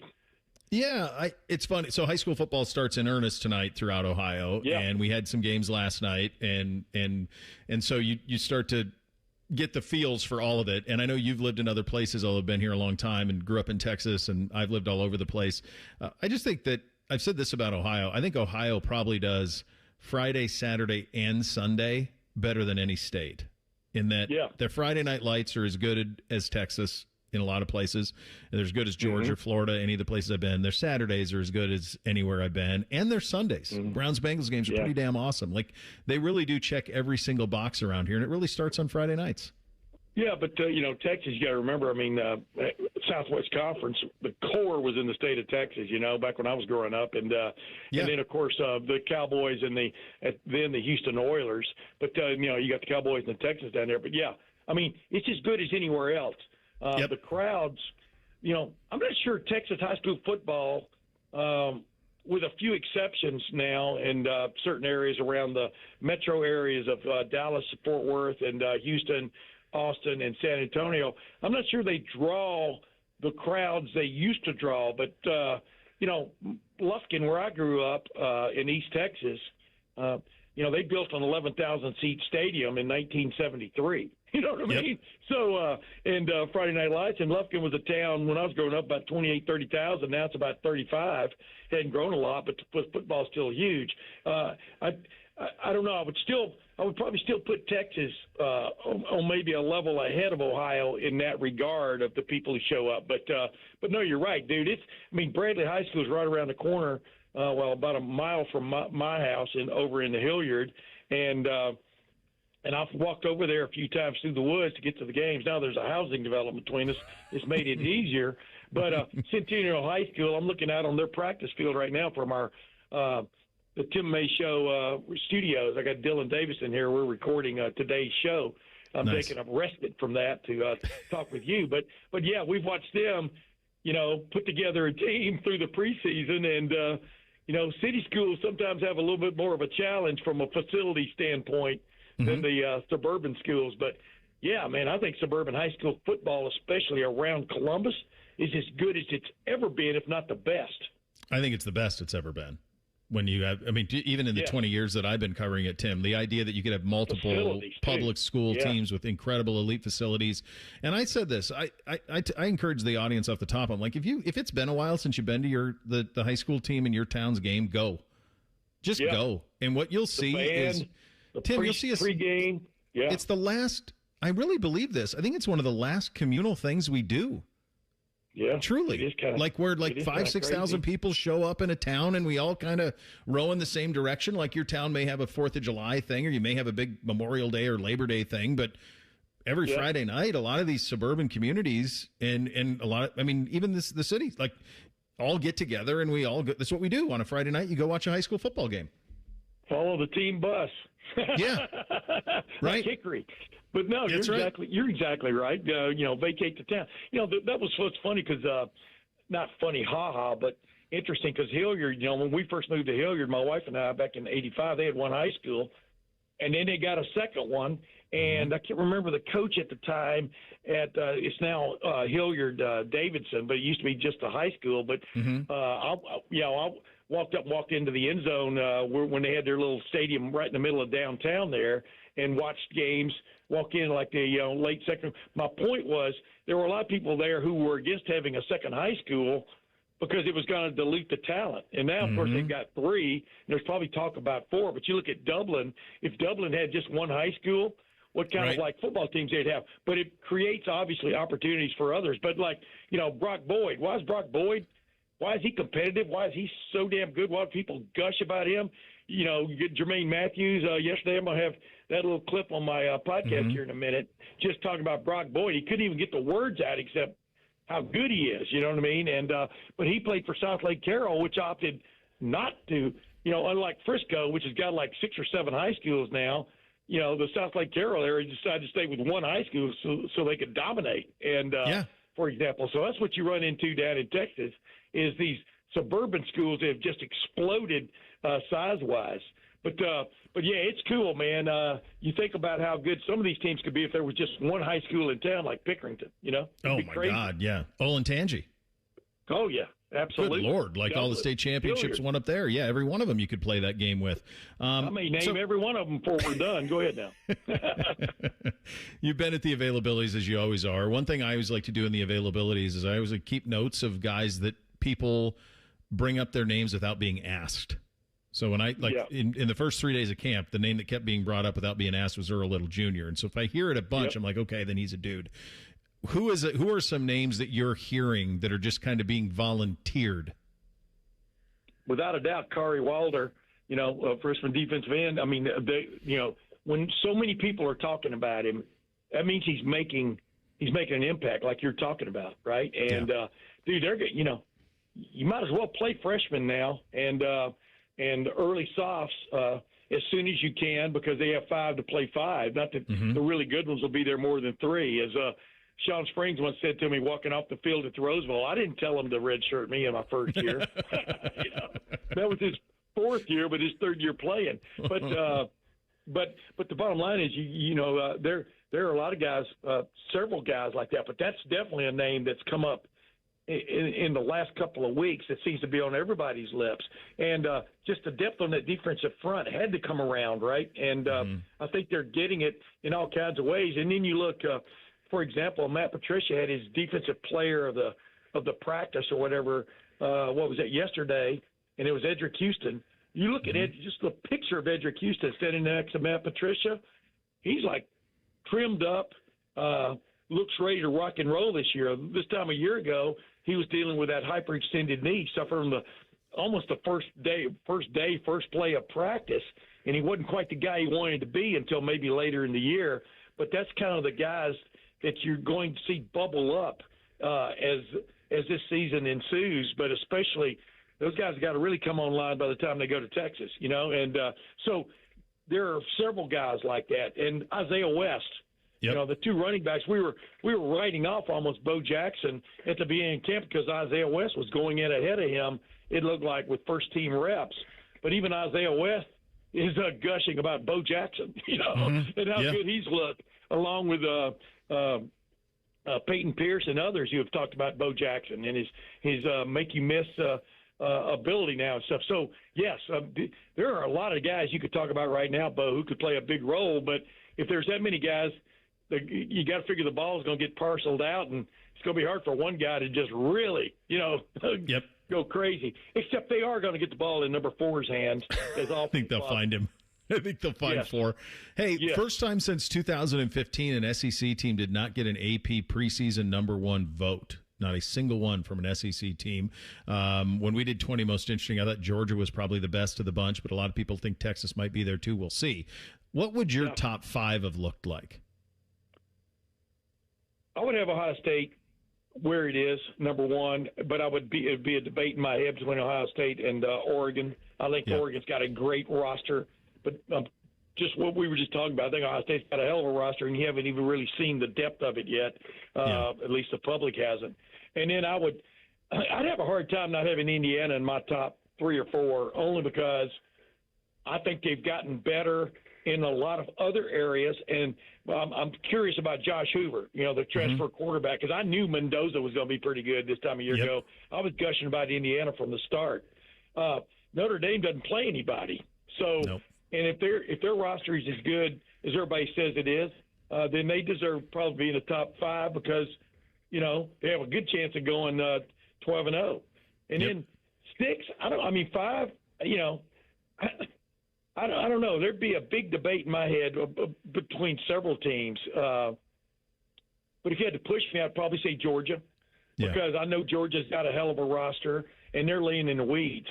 I mean, they are. Nobody's talking. Dude, when no SEC team gets a first-place vote, even the people in the SEC are doubting them. You know what I mean? The SEC area territory, the voters down there. So I think that's going to be a curious season to watch. But I'm telling you, Phil Steele said it a couple of weeks ago on my podcast, and he said probably with you, but the team he's really got his eye on the SEC is Alabama because they can't be a lot worse than they were last year, and they weren't that bad last year. They just weren't up to snuff.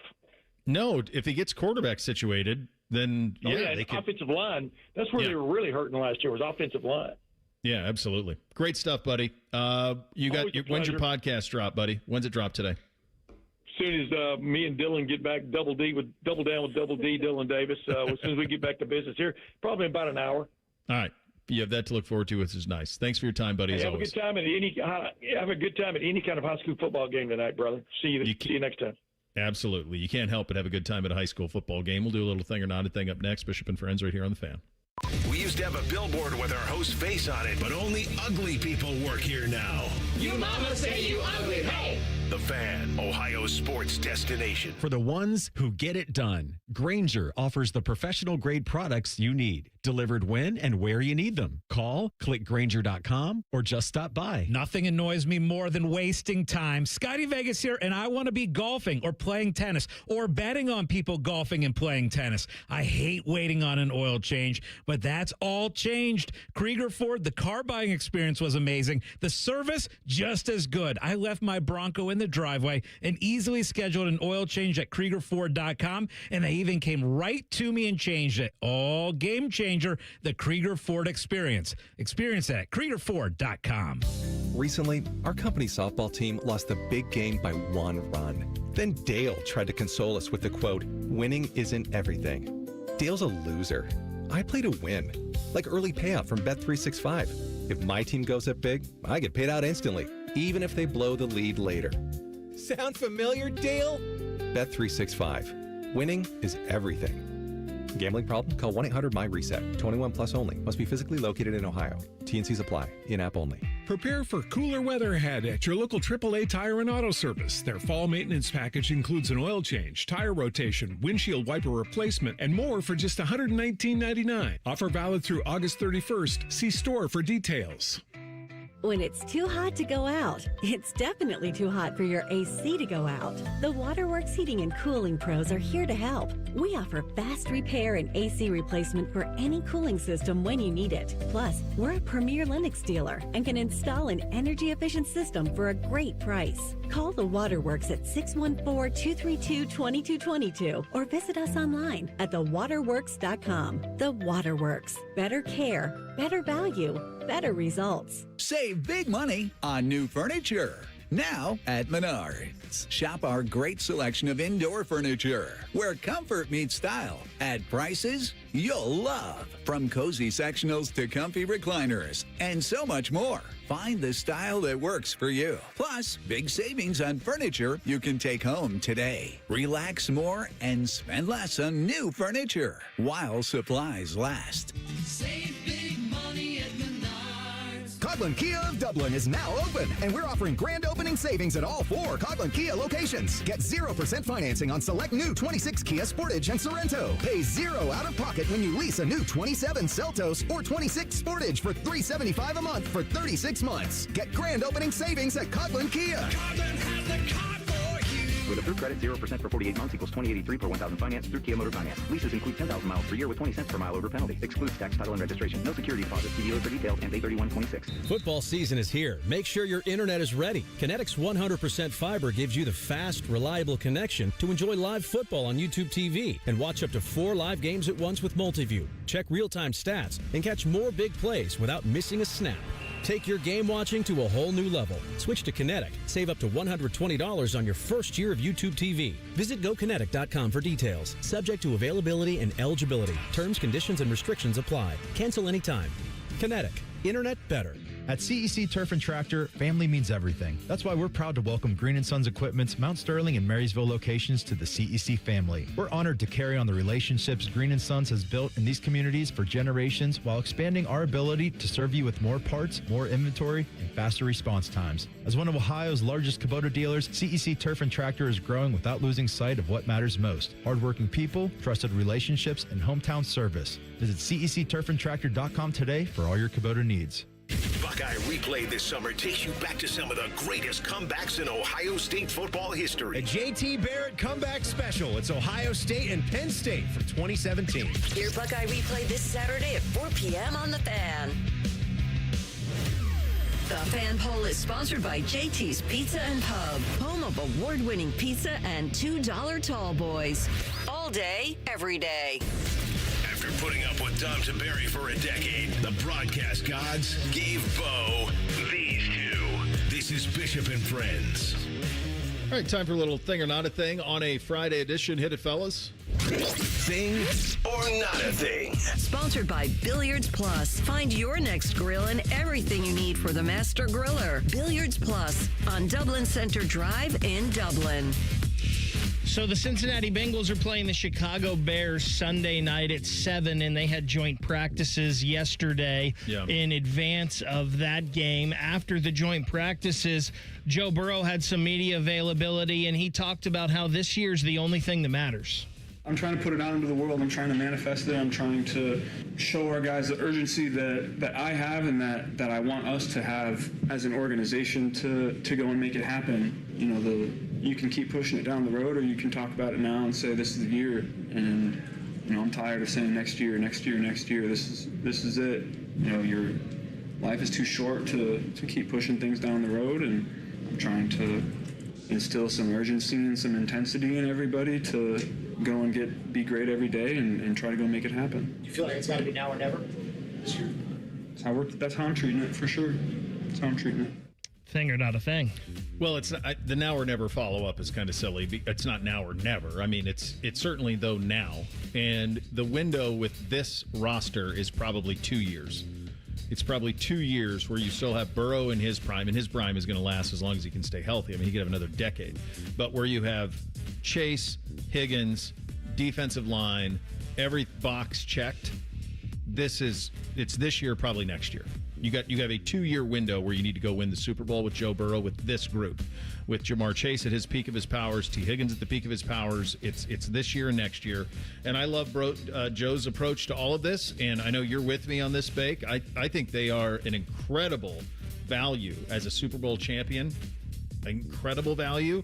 I think their roster is as good as any in the AFC. I would put them only behind the Rams and I guess the Seahawks a little bit, but I think that they're right there, and I think they're a better roster than the Bills. I think they're a better roster than the Chiefs, than the Ravens, and everybody. So just go do it is kind of the job now at that point. So I don't. It's not now or never, but it is now and next year, kind of in this window.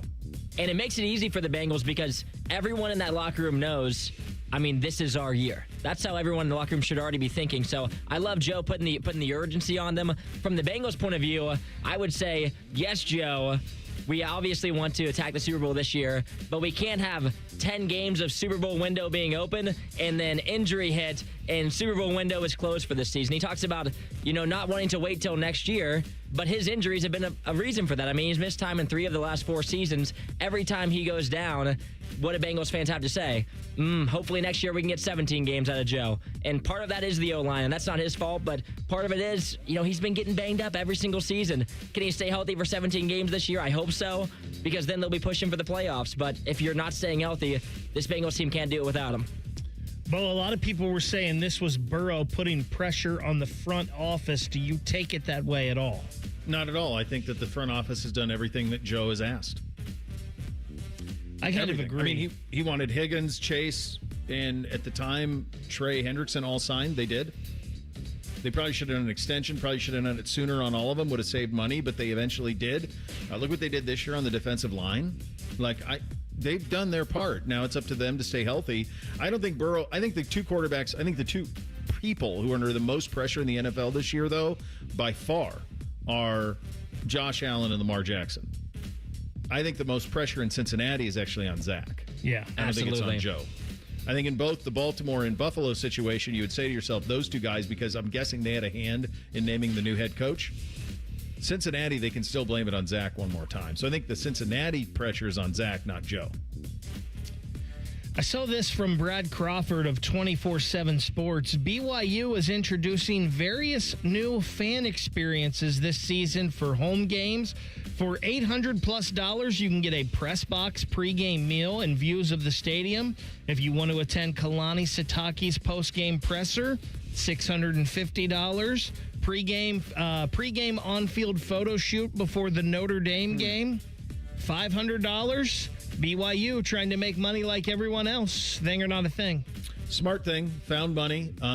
It would irritate the heck out of me if I'm at a Kalani Sitake press conference and I've got a bunch of fans in there trying to ask questions or boo questions that are tough. I mean, that would be really ridiculous if they do that. So hopefully they have them in like a pen or something like off to the side so they're not like in the middle of all of it.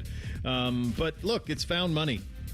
That's what this is. Here are things that we can offer that we can now charge for. What can we charge for them? I don't know. Let's throw it out there and see, and away you go. So I think you have to do these things in the current climate of the sport. Yeah, I think it's an amusement park. That's what it is. Yeah. It feels like you're paying for different things and different experiences. Are you getting the fast pass or not when you go to the Ohio State games? That's what we're getting to here. And this is what makes me laugh. Like when I hear them being able to go to Kalani Sitake's press conference for $650, in my mind, it's you're paying $650 to hear, how did the team play tonight, Kalani? And then that answer. Like, for me, not the best bargain. But also, I think they might need to institute maybe a breathalyzer for the fans before they walk in there. Well, it is BYU, so you might be okay on the breathalyzer. You're right. That's a safe spot for it. Yeah. I was thinking about this yesterday. Like, Bo, you've been in those press conferences at Ohio State. There's not a lot of room, and there's people running around everywhere. You get 20 fans in there. Nobody's going to be able to move. Somebody's going to be getting hit in the head with a camera. And yes. No, there's not enough room for the media in the Ohio State media room. I assume it's the same place that they did it forever. I mean, there's no room to move in there. When they start bringing players in, you can't even operate. Kelsey Mitchell officially holds the WNBA record for the most consecutive 20-point games in league history.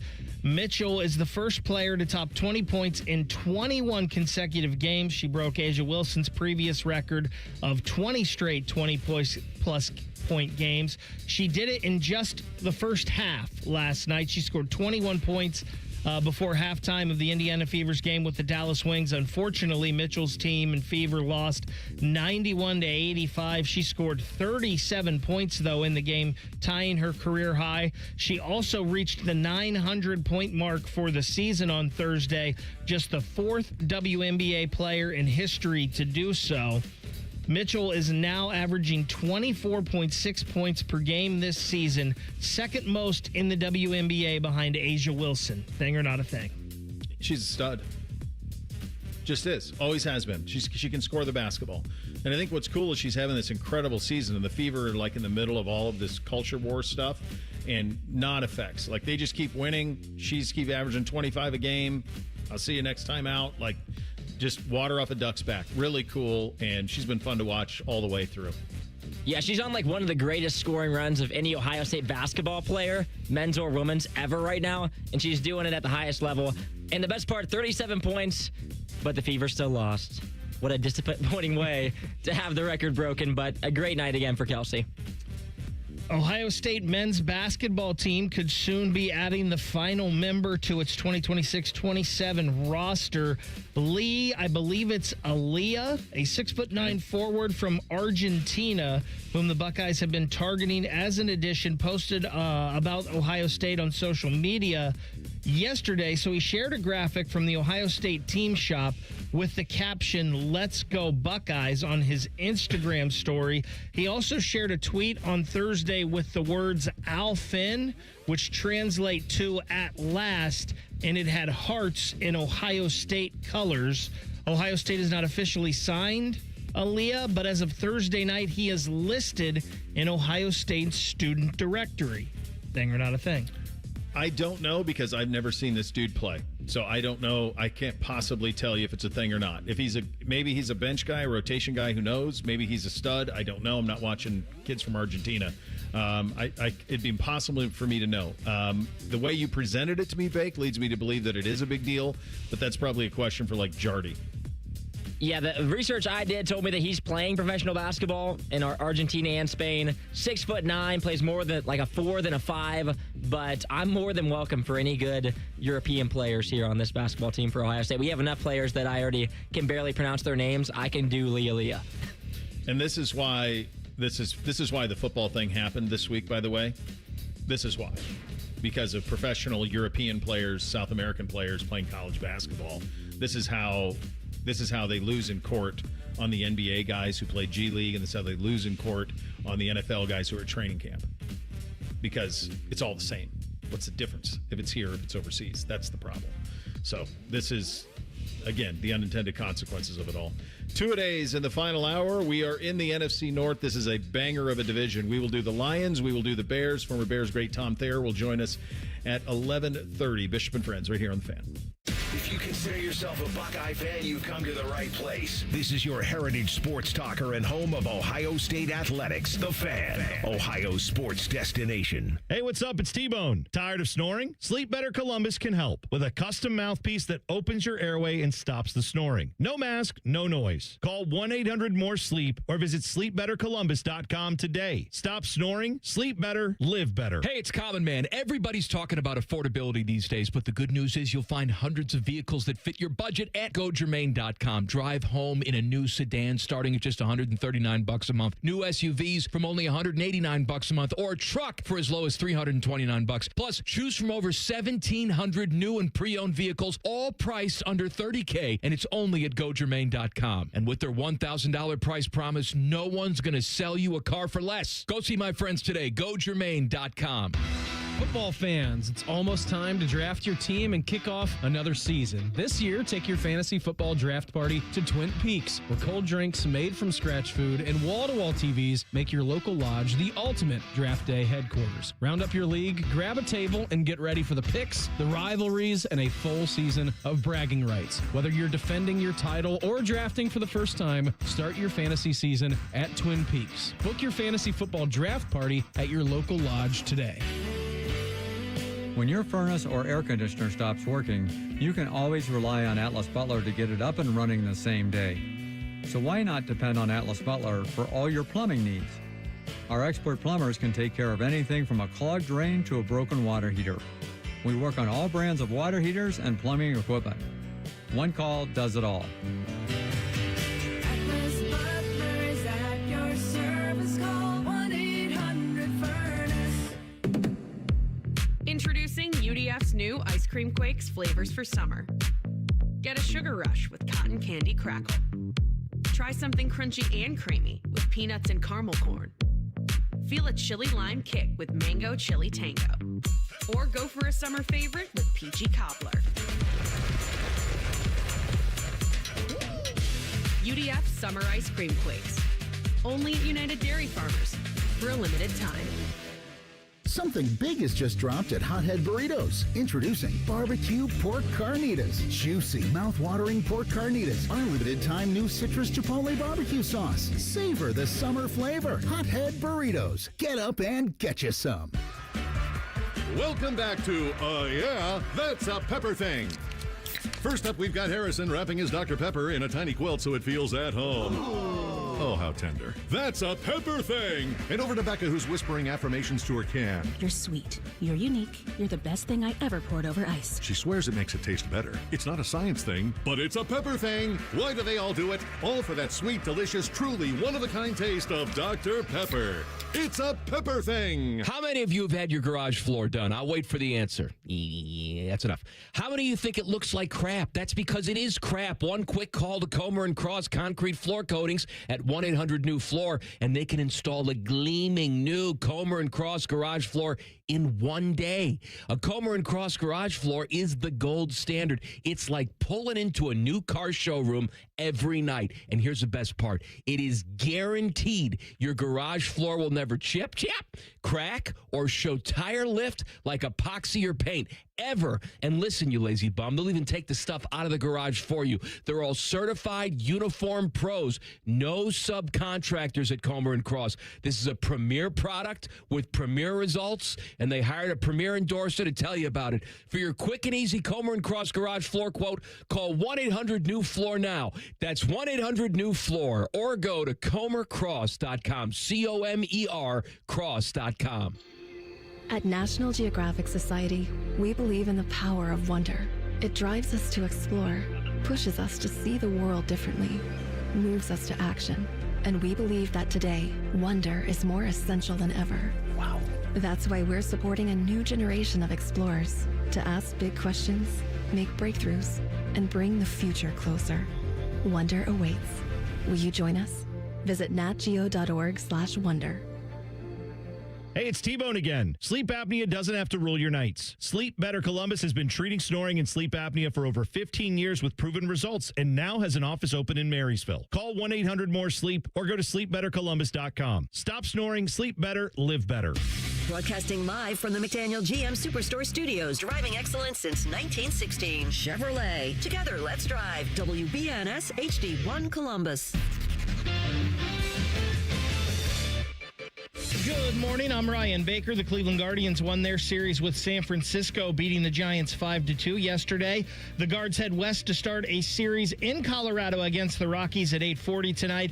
Joey Cantillo versus Tanner Gordon, the pitching matchup. The Cincinnati Reds gave up 6 unearned runs in the 9th yesterday. They fall to the St. Louis Cardinals 10-9. The Reds heading to Arizona to face the Diamondbacks at 9:40 this evening. Coverage over on the Fan 2 begins at 9:10. The Cleveland Cavaliers and guard James Harden have agreed to a 3-year, $97 million extension. That pushes Harden's career earnings to $414 million. The Columbus Blue Jackets announced that goaltender Elvis Merzlikins is out indefinitely after undergoing shoulder surgery. Roosters has given away 12 Ultimate Buckeye experiences, tickets, sideline passes, and trips to a Buckeye first-round postseason game. Register right now at roosterswings.com.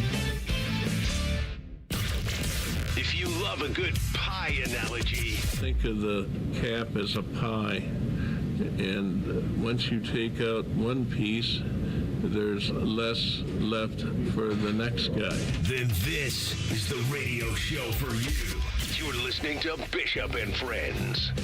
I had mentioned with Tim Mahan several times this week that the last time the SEC did not get a single first-place vote in the AP poll was 2015, and I've mentioned several times that that was the year that Ohio State was a unanimous preseason number one. What I didn't know, and what Bob told me via text, was that in his research, that was the only time in the preseason AP poll that there was a unanimous number one, was 2015 Ohio State, which blew my mind. That 95 Nebraska, 06 Ohio State, some of those Miami teams, the USC teams with Pete Carroll in them, none of those were unanimous. It's amazing to me. Yeah, Miami, you would have thought in that 01-02 season where Ohio State beat them in the national championship, or the 02 season. Yeah. That's crazy. What about some of Saban's teams? None of those teams are unanimous either. Yeah, just 15 Ohio State. Pretty wild that wasn't the case. I mean, even if you go back even 93, the year that Florida State finally won it, that was their super team preseason, that was the team to be it, but they weren't. It was always something that was spread around a little bit. So interesting nugget there that was the only time that was the case in the preseason. All right, final hour of the program. Time for 2-a-days in the NFC North. Hit it, fellas.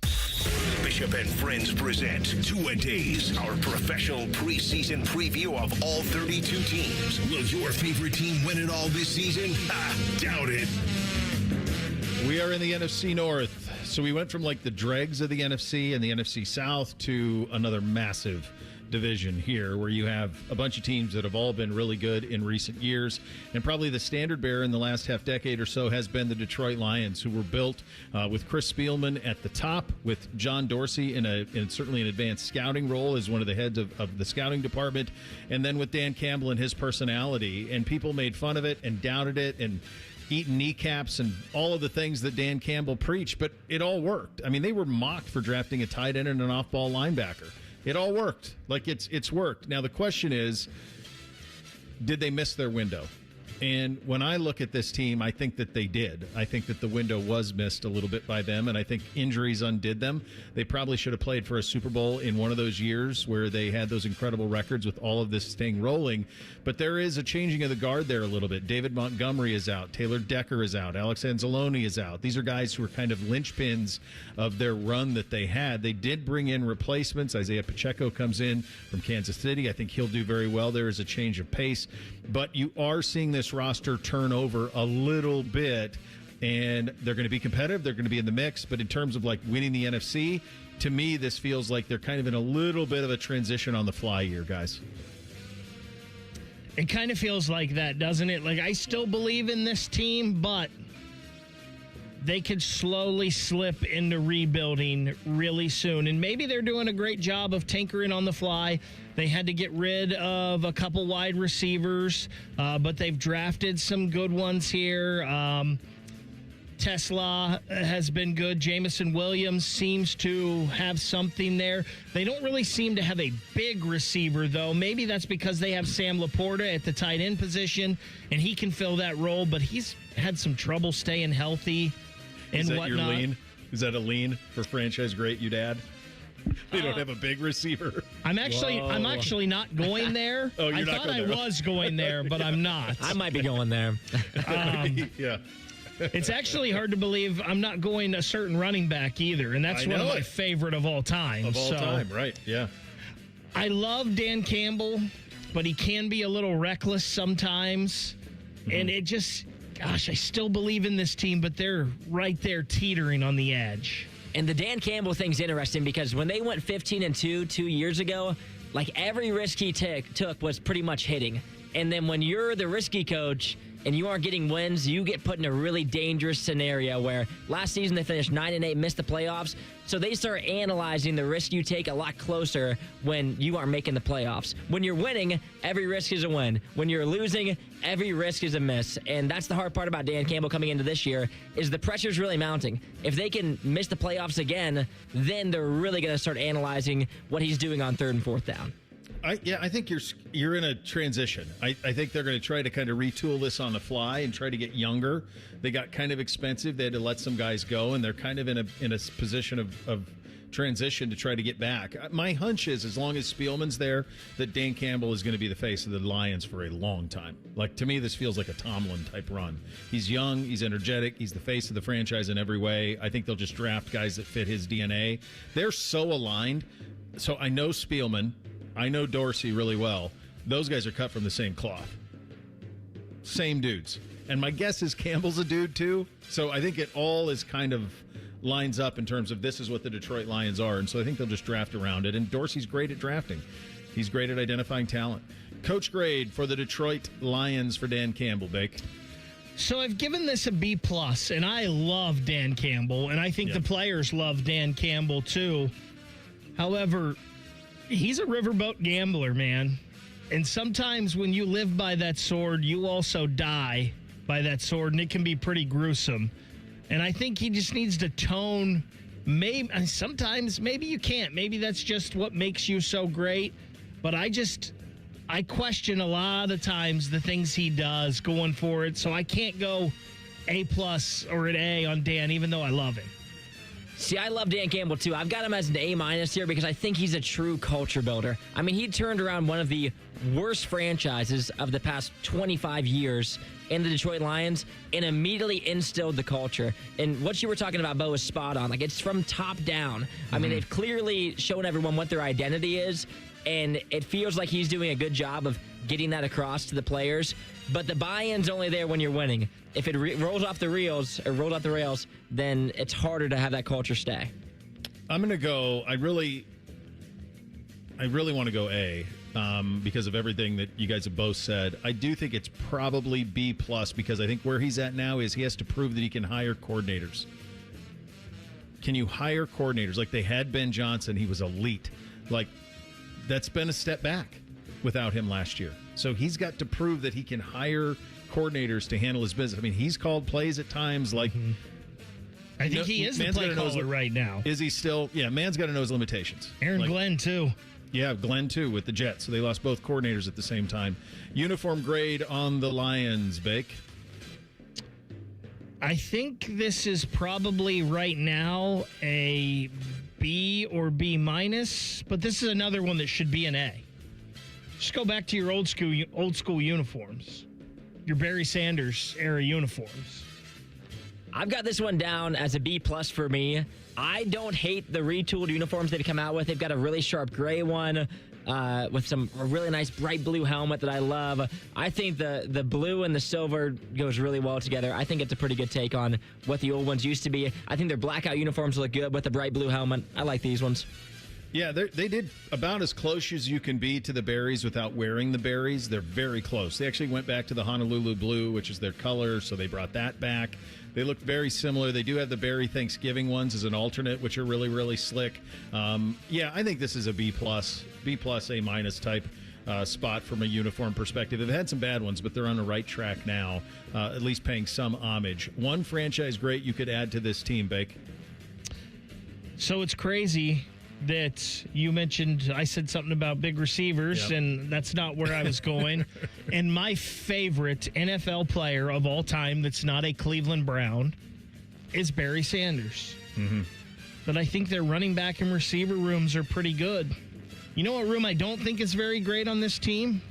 The cornerback room. So give me Dick Night Train Lane. I was hoping somebody would do that. I'm so glad you went there, Bate, because those are the two names I had circled. Was Dick Night Train Lane, because nothing would make me happier than getting any of the commentators to be able to use his name on a big play call, because Night Train Lane is one of the greatest nicknames in NFL history. But I'm going with Megatron. His career was cut short anyway. He didn't play long enough. I'll take a couple more years of some good red zone jump balls in the end zone, picking off players left and right. Both Calvin Johnson and Barry Sanders, who are both first ballot Gold Jackets, and I'm with you. Barry's one of those guys that if you didn't see him play, it's hard to describe it. If you weren't there to live through it, it's hard to describe his greatness. I think... Sorry, I don't know if I ever saw him get tackled by one human being. No. No. And he was kind of a one-man show. Like, they didn't have a lot around him, and they still got to an NFC championship. I think it's Calvin Johnson, though. I think you put Calvin Johnson with Jameis Williams and Amon-Ra St. Brown, and look out. That's a problem in every way. But, yeah, they have some good ones to choose from. Franchise tier for the Lions, Bake. So this is kind of hard for me because I feel like they're maybe in the best run of their franchise history right now, but it's kind of teetering. And if I feel like this goes downhill, there's going to be a complete sweep of the front office, because I think probably these guys sometimes can wear on people and whatnot. Overall, throughout the history, like, they made Calvin Johnson retire early. They made Barry Sanders retire early. And their lows have been really, really low. I give this franchise a D. Maybe that's harsh, but... That's pretty harsh. For me, I mean, if you had asked me 5 years ago or 6 years ago, I would have grouped them right in with my own Cleveland Brownies as about the only other franchise that could compete with them with some of the embarrassing lows that we've had. But the past couple of years, I think their culture has really trended upwards. So I'm going to put them up to a C, and that's hoping that Dan Campbell can keep this thing rolling for now. But, I mean, you even think about Matthew Stafford. He was there for a long time with Megatron, and his best years in the NFL have been since he's left the Lions, and he was good at the Lions, but they were so dysfunctional that an all-time great, probably on a Hall of Fame trajectory quarterback, couldn't even lift them out of it. So for me, I'll keep him in the C.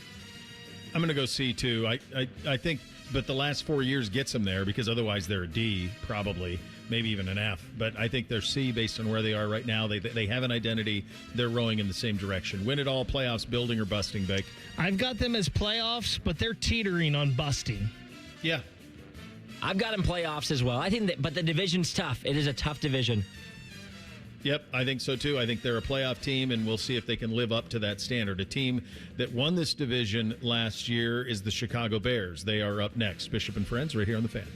We're the girthiest radio station in the history of radio. Uncomfortably girthy. This promo is uncomfortable. The Fan, Ohio's girth destination. Men, summertime is here, and that means vacations, summer barbecues, outdoor parties, camping, beaches, and so much more. This is Jeff for Tri-State Men's Health, and if you're like many men, you may not be feeling like yourself this summer. Perhaps your energy is low and you aren't sleeping well. Maybe your workouts aren't as good as they used to be. And if what I'm describing is you, it's likely you're suffering with low testosterone. But low T doesn't have to affect you anymore. Just call Tri-State Men's Health, get treated, and see how it changes your life. If you're like most men, you'll feel so much better. Deeper sleep, improved vitality and clarity, greater strength and energy, and an enhanced sex drive as well. So call us. Just $99 gets you a PSA and T-test and a medical consult. And if you start on treatment the day of your appointment, your visit is free. Call 800-900-9654. That's 800-900-9654. Or go to tristatemenshealth.com. We have 6 offices across the tri-state area to serve you. Trust isn't built in a day. It's built over years of showing up, doing the right thing, and standing behind every promise. For 34 years, that's exactly what Newman Roofing has done for families across Central Ohio. We know inviting a contractor to your home is a big decision. That's why we believe every homeowner deserves honest, transparent communication and a team that's there to educate you, not pressure you. The goal is simple: deliver a white glove customer experience that leaves you just as confident in the process as you are in the finished product. That commitment has earned Newman Roofing the honor of being voted City Scene Magazine's Best Roofing Company 5 years in a row. This award represents something more important than just recognition. It represents the trust of our neighbors. So, if you're considering a new roof, siding, or gutters, choose the local company that's spent more than 3 decades putting families first. Newman Roofing. Call 614-NEW-ROOF. That's 614-NEW-ROOF, or visit online at newmanroofing.com. If you dread dealing with your insurance company more than you dread build-it-yourself furniture that came in 47 different pieces. Why do I have 6 extra screws? With extremely vague instructions. What are these? Hieroglyphics? Then you might have Insuranoia. And if you have Insuranoia, then you should get NJM. They go to great lengths to do what's best for their policyholders. No jingles or mascots, just great insurance. NJM. Insurance underwritten by NJM Insurance Company and its subsidiaries. Coghlan Kia of Dublin is now open, and we're offering grand opening savings at all 4 Coghlan Kia locations. Get 0% financing on select new 26 Kia Sportage and Sorrento. Pay 0 out of pocket when you lease a new 27 Seltos or 26 Sportage for $375 a month for 36 months. Get grand opening savings at Coghlan Kia. Coghlan has the car for you. With approved credit, 0% for 48 months equals $20.83 per 1,000 finance through Kia Motor Finance. Leases include 10,000 miles per year with 20 cents per mile over penalty. Excludes tax, title, and registration. No security deposit. See dealer for details. Ends 8/31/26. 2 hours ago, Kyle arrived at the bar. Hey, what's everyone drinking? 30 minutes ago, Kyle got his friends another round of drinks. Cheers! 5 minutes ago, Kyle decided to drive home drunk. A minute ago, a law enforcement officer pulled up behind Kyle. Sir, have you been drinking tonight? A chain of events that began 2 hours ago is about to change Kyle's whole world. Drive sober or get pulled over. Paid for by NHTSA. What defines Ohio? A place that dares to go first and never looks back. There's no slowing us down. At Jobs Ohio, our mission is clear. Strengthen job opportunities and empower Ohio's workforce. Another reason why Ohio is now ranked the #1 state for business by CNBC. This is what unstoppable feels like. We did it together, Ohio. Our time is now. See Ohio's momentum at jobsohio.com/Ohio's time. We at The Fan have created a show where you can be a homer, a hater, or whatever you want to be. Sunday mornings at 8. It's the Fan Call-In Show, presented by the Sportsbook at Hollywood Casino Columbus. Must be 21. Gambling problem? Call 1-800-589-9966. Fan weather. From the Logan AC and Heat Services Weather Center. Mostly sunny skies are here for your Friday. Ending the week with some nice weather. Highs around 81. For your Saturday, increasing clouds with spotty showers and storms popping up in the afternoon and evening. Highs right around 80. For The Fan, I'm 10 Weather Impact meteorologist Justin Gertz. Miss a little, miss a lot. Catch Bishop and Friends wherever you get your podcasts. It's free. Sponsored by Atlas Butler Heating, Cooling, and Plumbing. The Fan. Bo could quit today and become the school drop-off line coordinator. You're listening to Bishop and Friends. Former Bears great Tom Thayer going to join us in 11 minutes from now on the Chicago Bears, and that's where we find ourselves in 2-a-days. We just did the Detroit Lions. We're in the NFC North. Last year, the Bears 11-6. This was one I had. I had them as a playoff team last year. I just thought just too much talent and believed in Caleb Williams enough in the development, what Ben Johnson was doing as a play caller, that it would get there, and it got there in a big way. A right there on the precipice of playing for the NFC Championship, lost in a divisional round in a thrilling game to the Rams. Were incredible in the first round game as well. They have added to their roster. They're in a position because of just timing, right? They were in a position where, because they wanted to see what they had with Justin Fields and Carolina was desperate, they poached, and then they were bad again with Fields and ended up with Caleb Williams, who was the pick from Carolina, and the rest is history. So when you look up their R-Lads too deep, there's no holes. There's nothing here. There's weapons everywhere. I love their draft pick of Dylan Thieneman, the safety out of Oregon, going at 25 overall. He's going to be a plug-and-play guy. They lost a couple guys. DJ Moore might end up being addition by subtraction if they can get healthy at wide receiver. Roma Dunzier is great. I think Luther Borden is a stud. He's out right now in preseason, but he's a guy that they're counting on in a big, big way. So I think when you look at the Chicago team, you say, is this a team that's ready to just take that next step and be a Super Bowl contender? They might not be all the way there yet, but I do think they will get there sooner rather than later. I mean, good Lord, just look at their tight end depth alone. Colston Loveland and Cole Kmet at tight end. I mean, it's crazy the amount of talent that they have there. The running back room, Monangai came along, Swift, Williams, the line up front. It's a ready-to-go team, man. It really is. And it's crazy because they have all this stuff off the field with the stadium and going to Indiana and all this stuff with Kevin Warren they're dealing with. And yet on the field, and maybe this is the best case they've ever had for probably the timing of the stadium, this is the best the Bears have been maybe since they were building the 85 Bears in terms of sustainability. So they had two of my favorite draft picks, and not last year's NFL draft, but the year before. And you mentioned them in Luther Burden and Kyle Monangai. I really wanted the Browns to draft Luther Burden when they took Schlesinger and Quinshon Judkins in that draft last year. Now, both of those picks looked good for the Browns, and now you've got Boston and Concepcion. But I thought Luther Burden was somebody who would have been great on the Browns, and Kyle Monangai is just a hammer at that running back position. I had a lot of questions about Caleb Williams, and I still do have a little bit. But one thing I don't have question about him anymore is he's an elite playmaker. Now, he does things unconventional sometimes for quarterbacks, and he makes some wild mistakes sometimes. But that dude is an elite playmaker, I believe. Ben Johnson, is he a guy that can keep this run as a head coach? He's obviously very talented as a play caller, and I think Dan Campbell rubbed off on him a lot as far as getting the guys to follow me. Can he keep that going now in year 2 and beyond? Yeah, it feels like if Caleb has last season again, they're a playoff lock, not ready to win the NFC. If he takes another step, then they're pushing for Cam win the NFC. And the end of their season last year was like some of the most fun NFL TV there was. They were winning in spectacular ways, and we'll see if they can carry that over into this year, or maybe Caleb just plays a little bit better and they don't get themselves into some of the trouble they were in late in games last year, but it was some special football. I think Caleb Williams is an example of how lucky they were to land on Ben Johnson in year 2 and how borderline they could have absolutely undercut his entire development had they waited any longer or had they gone in a different direction. Because I think he could have got wrecked. Because there was times in year 1 as a rookie that he looked lost, totally lost. Last year, great coaching.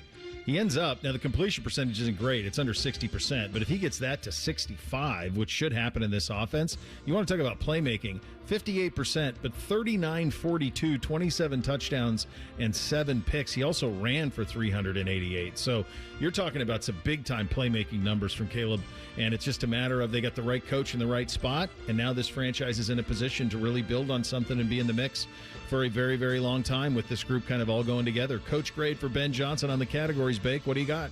I'm going to give him a B+. I thought he did good in his first year. He's a little weird, taking his shirt off and flexing in front of all the guys. But if there was a little more here, maybe I could get him up to an A, but I have him at a B+. He did a good job in year 1. I was really impressed year 1. I have him an A- just because of the development of Caleb. And that's one of the toughest things for a lot of coaches to do, especially in their first time being a head coach, is can you have this team rolling in the right direction, and then can you get your quarterback to take a step? And he had both. And so last year was really, really impressive. I'm expecting the exact same thing in year 2 for him. So I think year 1, it's an A+.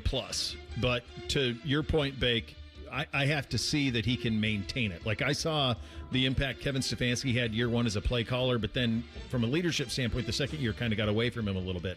Can Ben Johnson deal with it if they get off to a slow start? What does that look like? Because I don't know what his makeup is yet. So I'm going to go B, but an A+ first year for him. But let's see what happens if there's some adversity this year. We'll see. Uniform grade on the Chicago Bears, which are largely untouched for 100 years. I've never really loved the Chicago Bears uniform. However, as you mentioned, they're iconic, and they've largely not done anything to them. They've kept them the same, and I respect that. You know who it is when you see it. I give them a B. I have it down as a B+. The tradition that's continued on. The C is iconic. They haven't touched them a lot, so that makes it even better. Even if I don't really love them as much, they get a little boost because it's been so long. I think it's an A. I think it's an iconic look. You may not love the colors. You may not love this. I do think it's interesting that they never put like an actual bear on their uniform. Like, you're kind of a cool thing, and they've never done that. They've always just had the wishbone C, but it all works. And when you see it, you see Butkus, you see Singletary, you see Peyton, you see all of them. They just look like the Chicago Bears. You know who they are, absolutely. All right, one franchise great you could add to this team. God, there's so many good ones here that you could go with. However, the one thing I think this team is really lacking is a playmaker in the front seven on defense. So because of that, I'm going Brian Urlacher. He was a unicorn. He could do anything. He could come and rush the passer. He could go intercept and cover guys. And so I think it's Urlacher for me. For me, it was also Urlacher. I think the offense has a ton of weapons. It would be nice to have Urlacher in the middle directing the entire defense because he'll make up for deficiencies across the board. Great leader. If I was to pick another one, it would be Sweetness. Throw him in there. They could use another running back. Sweetness would be unbelievable. Now, Bake, you're not that much younger than me. It shows your guys' age. Like, you went middle linebacker, but you didn't go Singletary. Like, what are we doing? Well, I mean, he was great, but I would have gone Butkus if I was going that kind of. Well, you could do either one. They're both first ballot all-timers. Singletary was my guy. So Mike Singletary wearing number 50 in the middle of this defense. They have Devin Bush. They signed from Cleveland. He'll look great. He's playing middle. I like Devin a lot. He's not Mike Singletary. So, but yes, on the defensive side, they've had a lot of them you could choose from. Franchise grade, S being the best, F the worst. Can't coach them. Can't win with them, Bo. It's amazing. Won't do it. I've got the Bears again. Maybe I'm grading hard here, but I've got the Bears as a C.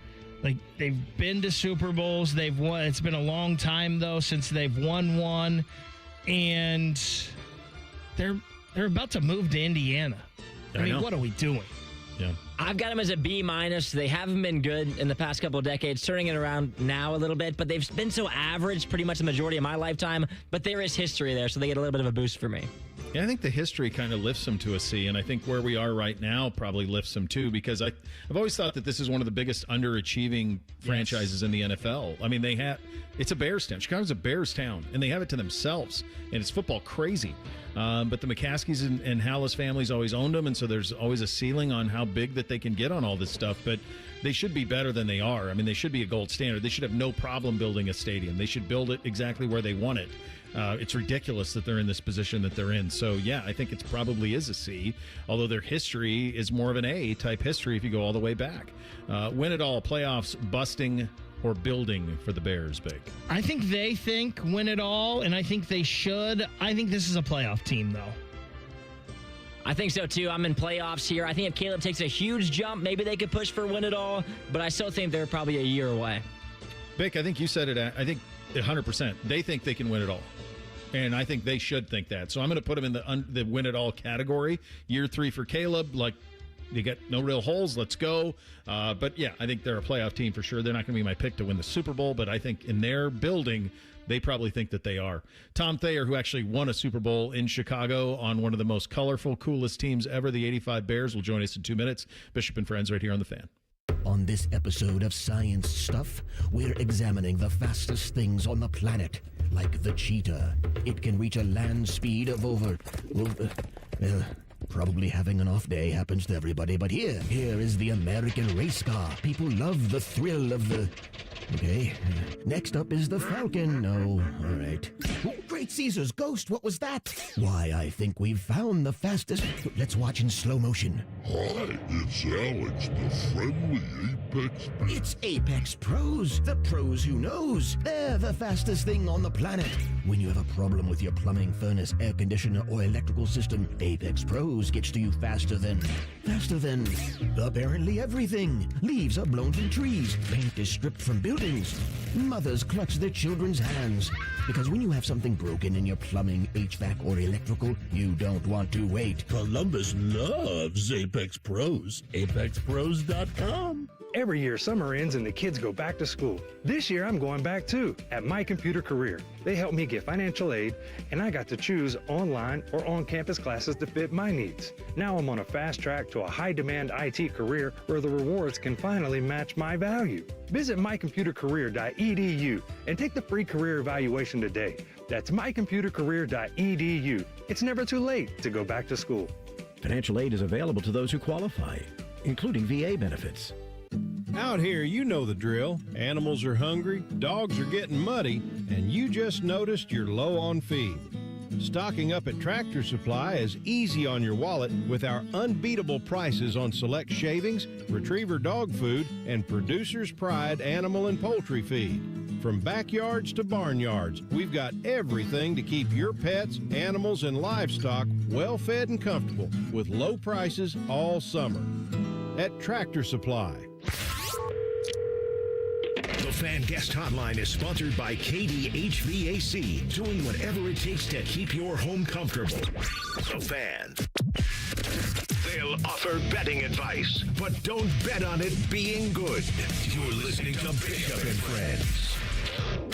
All right, let's get some perspective on the Chicago Bears and the NFC North by a guy who ought to know. He spent his life in the region, certainly, and he joins us on the Bryant Heating Cooling Systems Fan Guest Hotline. He's color analyst on the Bears Radio Network and on the 85 Bears, a Super Bowl champion.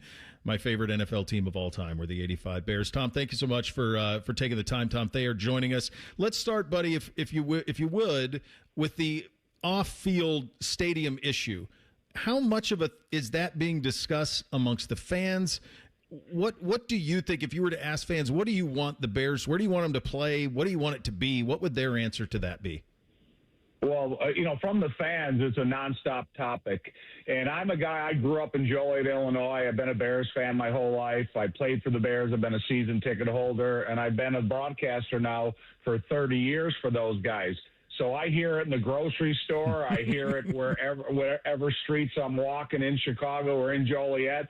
And it's just something they want to get resolved. Okay, for the next 4 years, where can I make my plans of where we're going to be going to watch the Bears from this point on? One thing about it, I've been in every new stadium built in North America and a lot across the country in the last 40 years. So the Bears are... the Bears fans, the Bears support, they deserve a world-class facility no matter where they put it.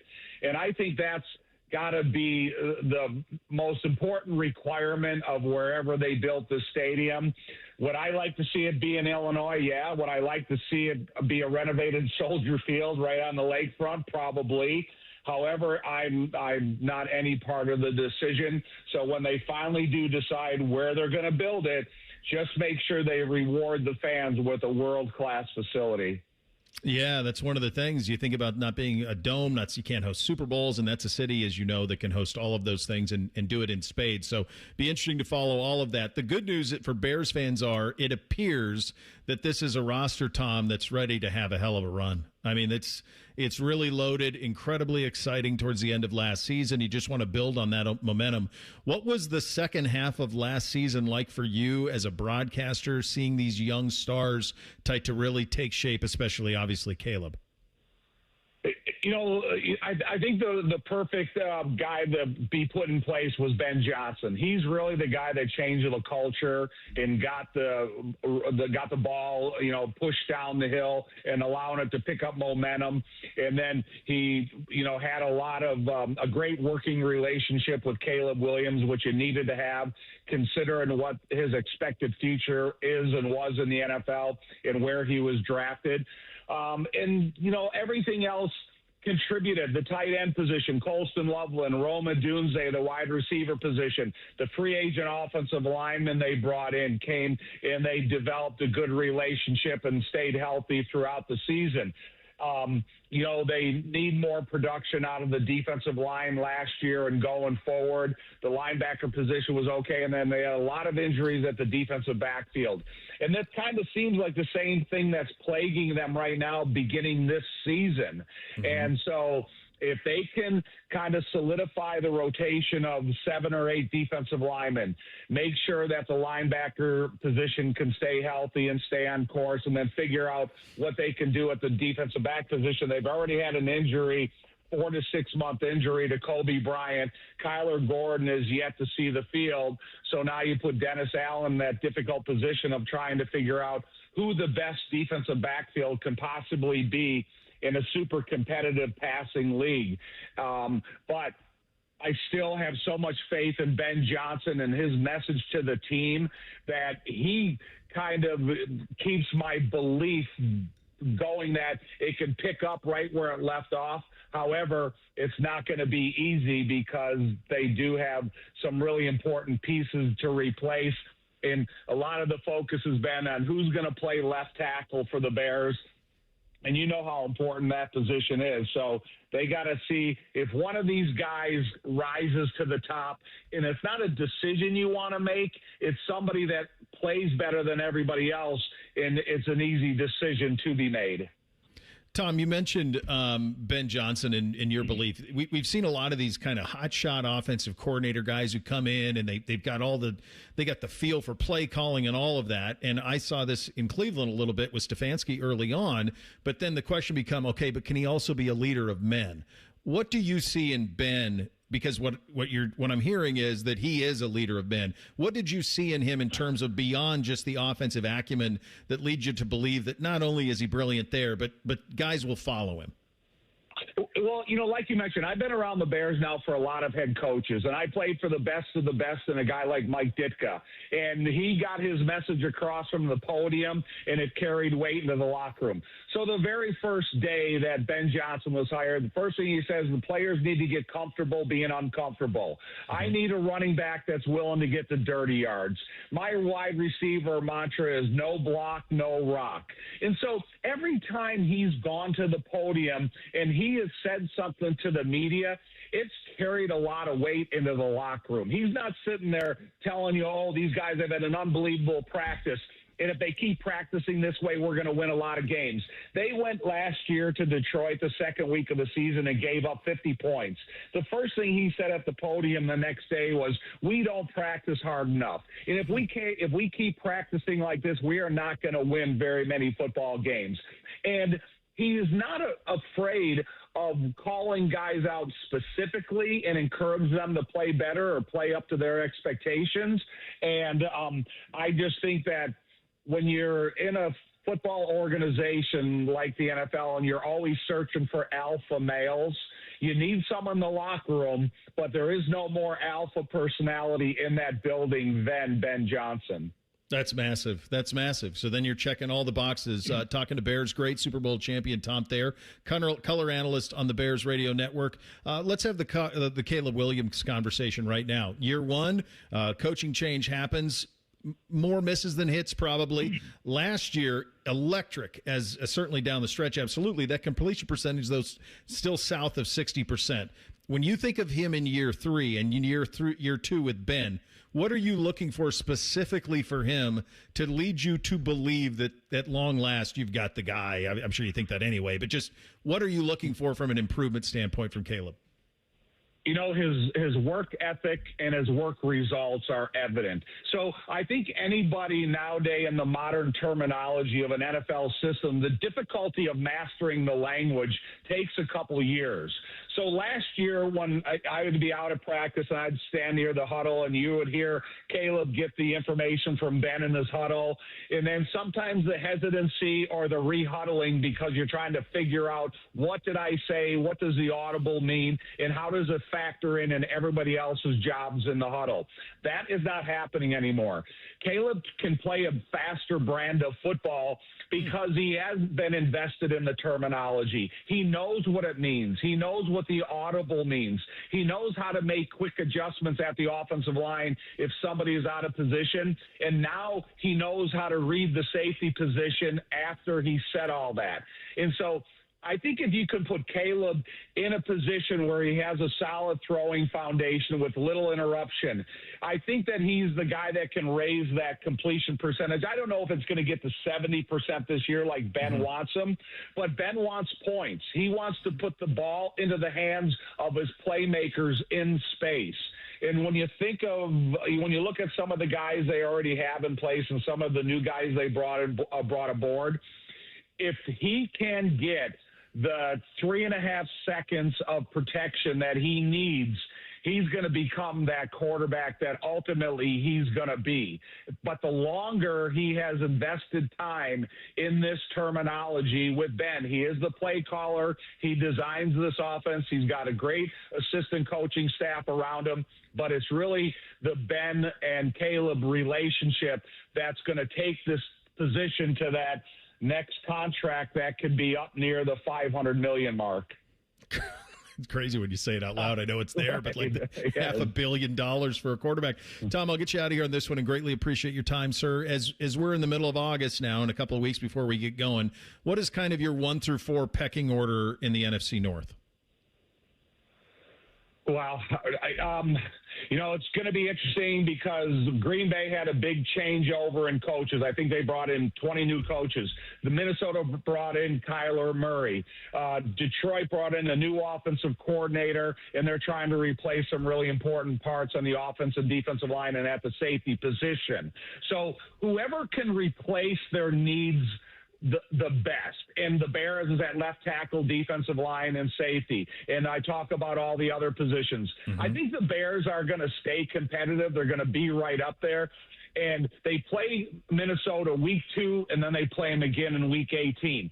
The key is going to be week 12 and week 17. That's when they play Detroit. On Thanksgiving Day in Detroit, and then 5 weeks later in Chicago. So as the culture change that Dan Campbell has done in Detroit is undeniable, and it's going to be a difficult circumstance to go in there Thanksgiving. I just hope 5 weeks later the outdoor weather is deteriorated so much that it's a factor on an indoor team playing outdoors in late NFL season. It was a privilege and an honor to get to talk to you, buddy. Thank you so much for your Thank time. you. Greatly appreciate it. I appreciate it. Thanks for having me. All right, that's Tom Thayer, color analyst on the Bears radio network and a member of probably the most fun team in the history of the NFL, the 1985 Chicago Bears. We get you 3 things on a Friday. Up next, Bishop and Friends right here on the Fan. Tweet from a listener. Are you carrying the Buckeye game today? Considering we've never not carried one, yes. The answer is yes. The Fan, Ohio State football. Training camp report. This report is brought to you statewide by Safelite Auto Glass and Bob's Discount Furniture.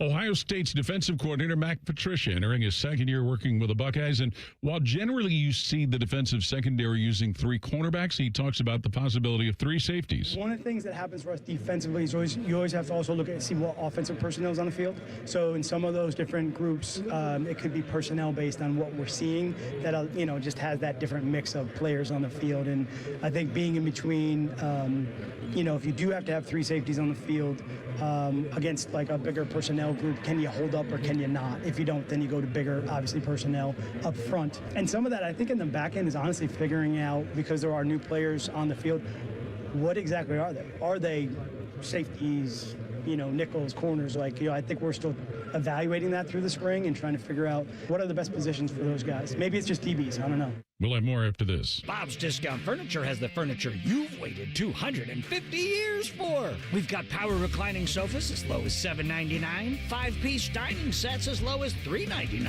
Bob-O-Pedic mattresses for as low as $2.99, and of course feature-packed bestsellers like my Playday sectional with pop-up sleeper sofa. So stop in or shop mybobs.com to see where America shops for furniture. Oh, my Bob! Bob's Discount Furniture, proud sponsor of Ohio State Athletics.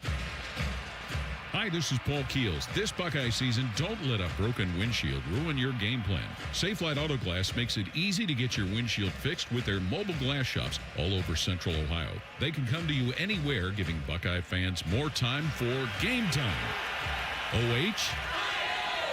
Man, I love that. Schedule at SafeLight.com. Safelite Auto Glass is a proud sponsor of Ohio State Athletics. Safelite Repair, Safelite Replace. We previously heard Ohio State defensive coordinator Matt Patricia talk about the use of whether it's 3 cornerbacks or 3 safeties in their defensive secondary. He also speaks on how certain situations could dictate the use of 3 linebackers. I do think we have a lot of flexibility, which is nice in both groups, which is great. Hopefully we can use both in those situations.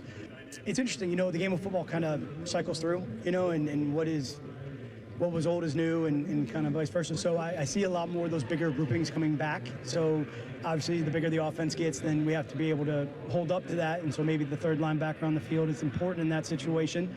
And then being able to have the multiple flexibilities of DBs is good because I think that puts a lot of stress on the offense.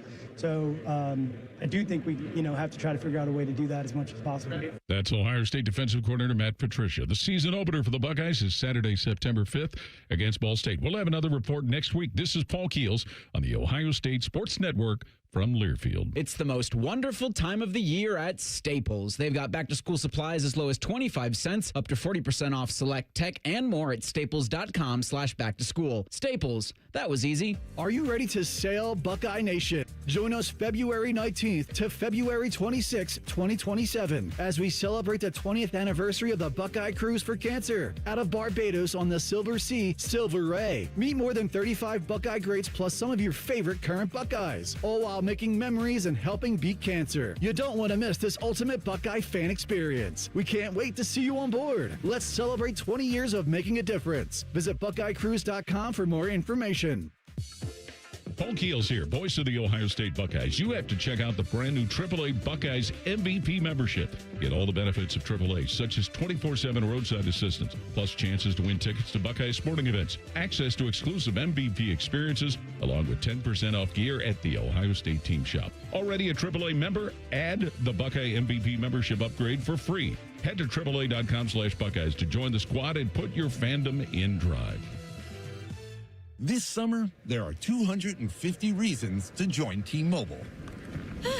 Girls trip? Booked. And switching to T-Mobile helped make it happen. With Experience Beyond, switch and get $100 back. Plus, $650 in value in built-in plan benefits. That's $750 in your first year, guaranteed. And honestly, that $100 back, I'm putting it towards the zip line. Now that's how you do summer. Exactly. Best switch I ever made.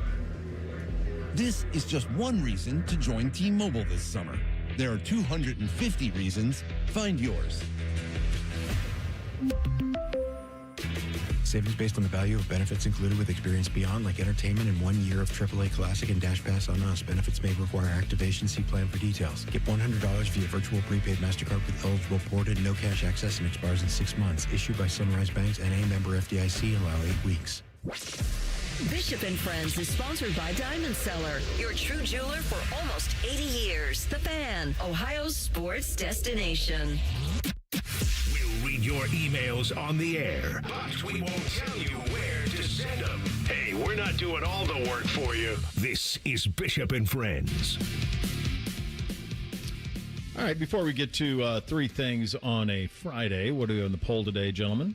The Daily Fan poll sponsored by JT's Pizza and Pub. Which college football program is the most poised for a bounce-back season this year? LSU is leading the way with 50% of the vote. Penn State is next at 23.6%. Florida at 8.3%. And then the category you love, Bo, others, 18.1%. Can't have others. Can't. It's too big. Too big. Tighten it. Tighten. All right, time for three things on a Friday. Hit it, guys. 1, 2, 3 things. Sponsored by Newman Roofing. For all your roofing, gutter, or siding needs, call Newman Roofing today at 614-NEW-ROOF or visit online at newmanroofing.com. All right, number one for me, Ohio State. I think you know that I'm here to help, right? I wanted the gray jerseys. The sleeves back on the jerseys took 20 years, but we got them back. So this is me trying to help. They dropped the uniforms today, so you can purchase them. You can purchase them online, the team shop. They're everywhere. On campus, at the official team shop, you need to sell customizable youth jerseys. Right now, the only youth jerseys that you can get in the new uniforms are number one. That's a fail. Do you know how many kids? I got two NBC Preds don't wear jerseys anymore. I had 2 in the house who would die for a 4 or 10. You're going to make some money doing that, and you're going to be able to pay them some NIL for doing it. It's pretty easy. The reason I know it's easy is the Browns do it at the stadium. They have all sorts of blank youth jerseys. You go in there, you get any name you want on the back, have them in every size. It's not hard. I'm not saying you have to do it in the red one, the white one, and the black. Just do it in the red home, fine. But you should be able to go in there and print the jerseys that you want. And to not be able to do it's a bit of a fail. And you're leaving a lot of money on the table. So I saw this just a little after 11 o'clock this morning that the federal government has granted the NCAA a stay on the Colorado injunction allowing players from the class of 2022 to come back for another year of eligibility. Andrew Brandt tweeted this morning that he's heard that there are players in NFL camps asking to be released right now rather than 2 weeks from now so they can go back and play college football. And I heard Greg Sankey talking about this yesterday, asking for someone to help. Well, Greg, you guys did this with Brennan Sorsby. You all stood up and you said, we're not going to let this happen. We're going to make teams ineligible regardless of what people say in courts, and we're going to make teams forfeit games. Greg Sankey, if you don't want Will Wade doing this, tell him if he uses these players, they are ineligible, and you forfeit all of your games. Then let somebody come back after you in court if they want, but throw it out there now. I guarantee you Will Wade isn't going to use those players. Just a little controversy around it might make those NFL players question it too. Is it worth trying to release myself into a question mark? Because if it's not guaranteed, they're not going to try to get off that roster. That's how it goes. First thing for me, my beautiful fiance comes home today. She's down doing vet school right now, trying to become a doctor. I'm up here talking about Ohio State Buckeyes on the radio. But she comes home, so I've got a big day ahead of me. I got to get some cleaning done, dogs at the groomer, mow the grass, put the house back in shape before she shows up. Keep the sugar mama happy. Got to keep this house. It's been like this the whole time, love. I swear. It's vacuumed every day. It's never changed. Number 2 for me, I see the Minnesota Timberwolves and the Minnesota Lynx have been bought by $4.5 billion. One of these hedge fund guys.